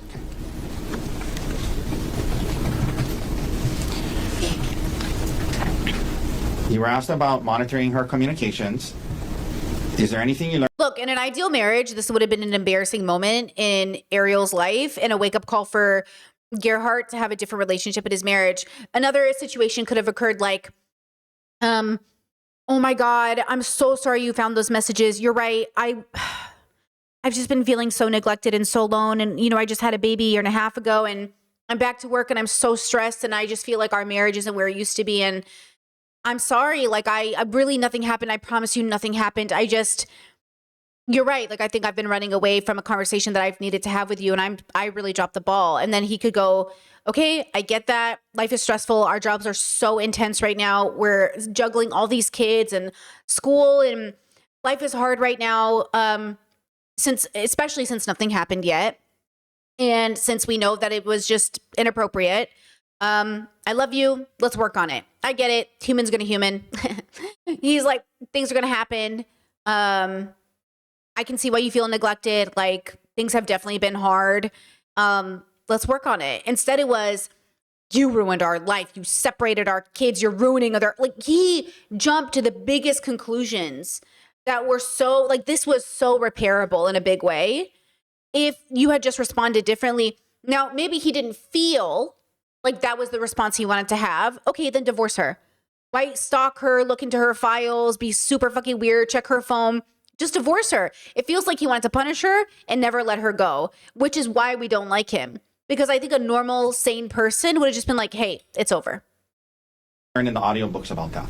Yes. What did you learn from the audiobooks about monitoring her communications and her sharing, giving up some privacy during this healing period? I learned that as part of rebuilding trust in a relationship after an affair, especially in the digital age, it is going to require proactive giving up of some degree of privacy by the cheating spouse. Okay. Now, you were asked about in December time period certain things that on your computer when they ran this access search indicated it was accessed. Okay, so I'm going to quickly ask you. I'm not going to spend hours on hours on it. Okay. Ask you a few questions about it. Yeah. Yeah, I want to know if he's, Chet's right. Yeah, where's the understanding? I would like to know. I would ask him, G Dizzle, speak to me. Be honest. Do you understand her perspective? Could you empathize with why she started talking to J Dizzle? Do you have any empathy in you whatsoever? And then he could be like, yeah, I could see it. But no, from his perspective in testimony, he said that their marriage was great. That from his perspective, the marriage was wonderful. And this is why I say, guys, if you both don't agree the marriage is wonderful, it's not wonderful. That's the problem with relationships. Like, you both have to agree it's wonderful. And the fact that one person didn't agree to that means it was not wonderful. The things about Reddit and the audiobooks and things to do with infidelity. Why were you looking up these things in late December? Because I was working on our relationship. Were you still having a hard time with it all? I was. Okay. I asked Detective Inuma about how the search warrant, the computer search only pulled the terms, the relevant terms, and your name wasn't on there. Do you believe, like, during this time period, you were also looking at your own financial? I most certainly was. Beyond the scope and expertise.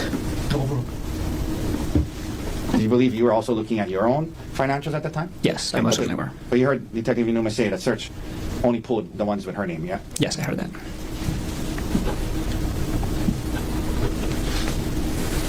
You mentioned at the end of the year, sometimes you're asked about, I just want you to explain it more. So at the end of the year, when you're doing some tax planning, would you commonly look through certain files? Reading. You can answer that. Yeah, and not just tax planning, but just financial planning, like budgeting and things like that, and kind of reviewing, like, how our retirement accounts were doing, and it was more than just tax planning. There was a retirement account of Aries that they brought up. Yes. I wanted to ask you, I think you're trying to explain, but why do you have a recollection of why you might have been looking at her retirement account? Yeah, so she had Tell the jury why. she had like almost $200,000 in her retirement, and when we purchased our house, we purchased it through UBS actually. So they actually do home loans as well, and as part of that, they convinced us to move all of her retirement into one of their accounts, which is a managed account, so they charge a fee on it, they wanted me to move my retirement account out of my account too when I terminated my job, but that was after we closed on the house, so we didn't end up doing that before we closed on the house, and I was glad because Aries' return at UBS was very poor for 2024, and so I was looking at her return in 2024 that she got at UBS, and I was looking kind of at historical data, and then I was also looking at her return that she used to get on the same retirement money when it was still held at Westinghouse, and it was part of the process to decide if we were going to switch her retirement account to a different account and provider to get a better return. Okay. All these financial documents they brought up, were you trying to, like, see if it would be cheaper to kill her than divorce her? No.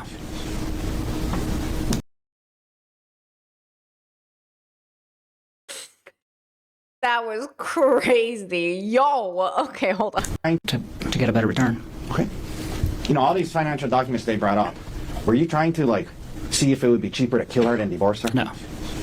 Wait, great point. Jess says, wait, so now he remembers looking at all the stuff? Wait, yeah, which one is he remembering looking at now?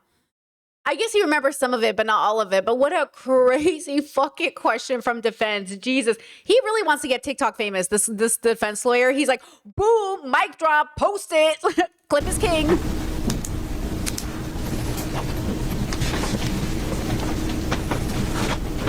You mentioned Darvo and what that meant. Why did that term resonate with you? Oh, because so it felt like she was deflecting and then also blaming me for now the affair, and then also bringing up other things. And one of the threads that I read in Reddit talked about that idea, and then it used that acronym, and so then I was like, oh. What is it? So I looked up the acronym, and that's what it was. And so then I searched that acronym on Reddit to kind of get more information about people dealing with that specific issue. You were asked about the 2018 Word document about the 2018 taxes and about the child support and alimony. Well, we talked about this the other day, so just really quickly, what other information was on there? Oh, everything to do with our taxes. So, yeah, I don't know if you want to go into specifics, but So it wasn't just alimony and child support. that's right.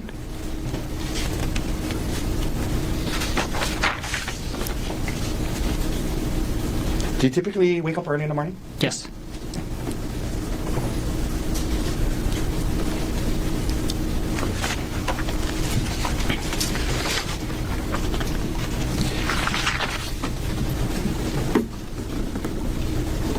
You talked about this the other day, but after looking at the Polipuka on the website, what again? Why did it seem like a good one for you guys? What was the reasons? Yeah, I thought that was going to be a really good hike for us to do because, like the prosecutor mentioned, it has these expansive views of the entire East Oahu. I'm sorry, West Oahu. No, East Oahu. And that was kind of one of our goals, is to kind of explore the island and kind of see it, so we can get an idea of what that looks like. It was a relatively difficult hike, which we were kind of used to, and we liked hikes like that. That's like a little bit out of the ordinary. And it ended up, at this really cool spot where we could take a picture. It's close to Waikiki, and it was a short hike for the You North guys wanted Schedule. to do other things that day. Yes. 1 second.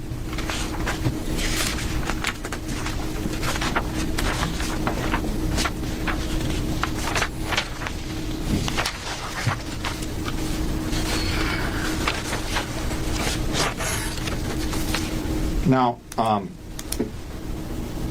you were asked about whether or not during the conversation when you confronted Ariel about the affair in San Luis Obispo, prosecutor asked you if at some point in that conversation you called her a lying bitch and a whore. You remember being asked that? Yes. And was this a long conversation you guys had? Yeah, I mean, I would say we had the conversation about the affair for the entire time we were in San Luis Obispo, But then that first on night, and off. That first night, did that conversation get heated and emotional? It did. Okay. It did. Let me ask you this: it was just the two of you there, right? Oh, when yes. Yeah. And you were asked if you called her those names, and you wanted to tell the jury that you did. Yes. You could have said no, I didn't call her that, but you wanted. You mean he could have lied under oath? You mean he could have lied under oath? Listen, he's like, you're such a truth teller. I'm giving him a little like Boston accent. I don't know why. You're such a truth teller. And I'm like, what? Like, what are you talking about? Oh, he's just a sweet guy, guys. He's just a sweet boy. He's just a baby boy. Them to know that you did call her those names, right? Testifying. Sustain. You testified to this jury. Well, you admit that. He's like, yes, you hit her in the rock twice on the head, but at least you admitted to calling her slurs. So, stand-up guy. He's a stand-up guy. I always You said called her that. those names. Yes. And then did the conversation continue, and did you guys try to work through it? Yes. Okay. The question is, why did you hit her in the head twice with a rock? Why didn't you take the rock from her and throw it away? You're literally so much stronger than her, period. Like the audacity of thinking she overpowered him. Once he took the weapon away, he had the weapon in his hand. Why didn't he just toss it over the cliff? Why would his brain then go to, she's trying to kill me, I should kill her first? You can subdue her. Especially if you thought she was being manic, which you said. He said, oh, she was being manic. You're a doctor, so you're saying she's having a mental health crisis?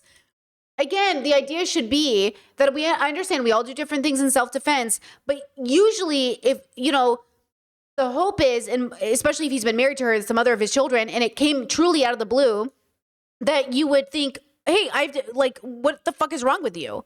Right? The fact that he went straight to, I hit her in the head twice with a rock, to the point where she was that gushed up, it just doesn't make sense, even for self-defense. I don't know if that makes sense All right, thank you. Doc. in this context of self-defense. That's all the questions I have for you. Any requests based on what was asked on redirect? Just a moment. Take your time. Actually, before we begin, may we approach on the record? Yes. Oh. Okay, gonna approach again. Interesting. Fording. Okay, hold on. Oh, no, it's on him.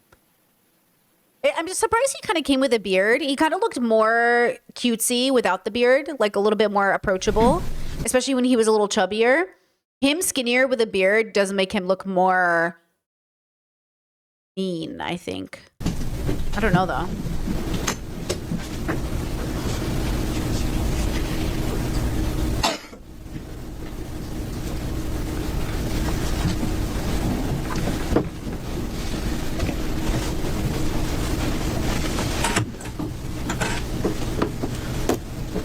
Dr. Coney, we're going to keep this very limited. I'm going to go through two situations. Situation one, if Ari divorces you, you're likely going to be paying child support, correct? Yes. And you know from your last marriage, that's very expensive, right? It's not that expensive, but Okay, I was gonna say, girl, it's not that expensive when you're making $350K a year. What, $30K of it to child support to pay for your kid? Not that expensive. It's your kid. You paid almost $30,000 a year in 2018, correct? it's That is why I get so annoyed with men who are like, I have to pay child support. It's your kid. Don't you want to pay child support? How are you trying to get out child support payments for a kid you brought into the universe? Shouldn't you want to pay child support?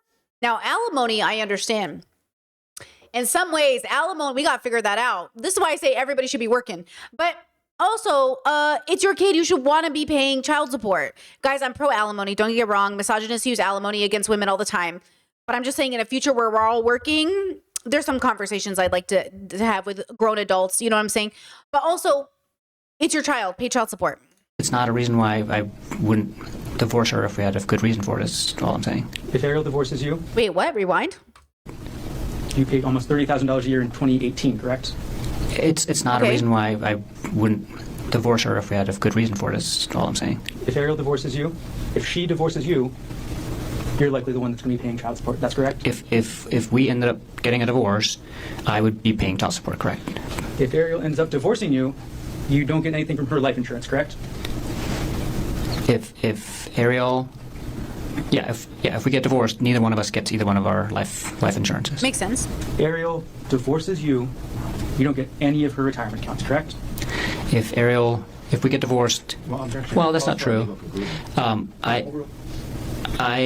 if we get divorced, Ariel might get some of my retirement account because my retirement account is much bigger than hers. The question was, if Ariel divorces you, you do not get her retirement account, correct? This is a question of law. It's not that's overruled. I know that the retirement accounts are going to be. I know that retirement account division is part of divorce, and I know that there's a lot of things that go into that calculation. I know that my retirement account is much bigger than her retirement account, and I'm not sure what portions we'll be able to keep because it's based on when the contributions were made and things like that. You know that you're likely not going to be taking her retirement if she divorces you, correct? Like I said, I don't know what's going to come of all that. It's a complicated. It's much more complicated than the life insurance issue, for example. And you know that if Ariel divorces you, a likely outcome would be 50-50 custody, correct? It depends on the circumstances of the divorce. You knew before March 24, 2025 that if Ariel divorced you, 50-50 custody is generally standard, correct? Yes, absolutely, and that's what I would have been advocating for. Second scenario, if Ari dies, you don't pay any child support, correct? Wait, what? Child Rewind. support, correct? Rewind.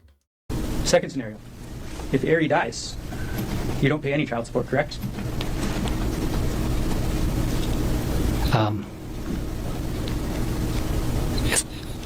If Ari dies, if Ari died when? If Ariel Koenig dies, you're not going to be paying her any child support, correct? If Ari dies, and yes, I would not be paying. Yes, I would not be paying a dead person child support. Yes, If Ariel dies, you get the $250,000 life insurance policy she took out, correct? yes. That your direct or your suggestion, correct? Not my suggestion to take out the life insurance policy. It was a joint decision. If Ariel dies, you get $250,000 from her retirement, correct? Yes, As the sole beneficiary, correct? yes, If Ariel dies, you get full custody of the kids, right? if Ariel dies, I'm the only parent left. Yes. No further questions. Mr. Tucker? If you get convicted of this charge, Objection. Oh, rewind. Mr. Tucker? if you get convicted of this charge, Objection. she hang gets on, full, she hang gets on. full custody. Approach.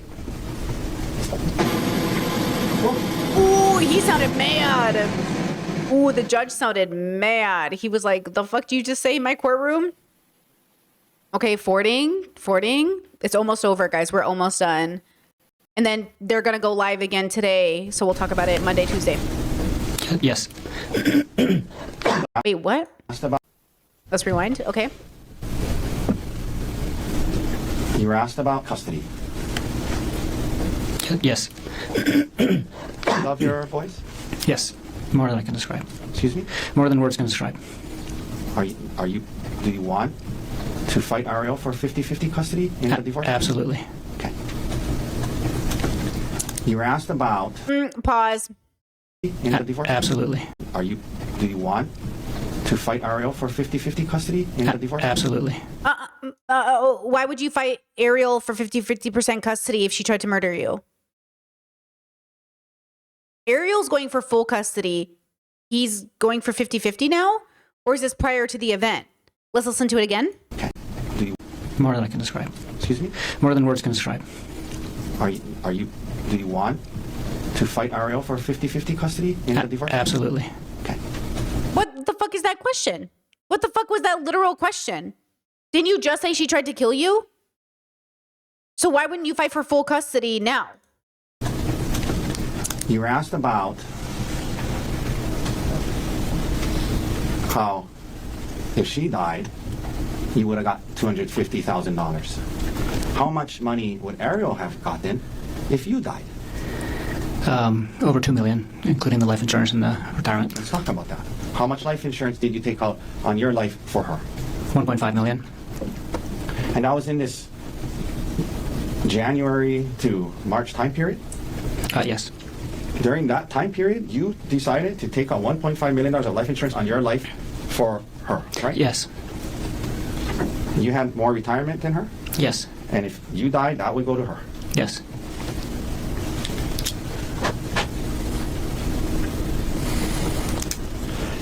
They brought up child support.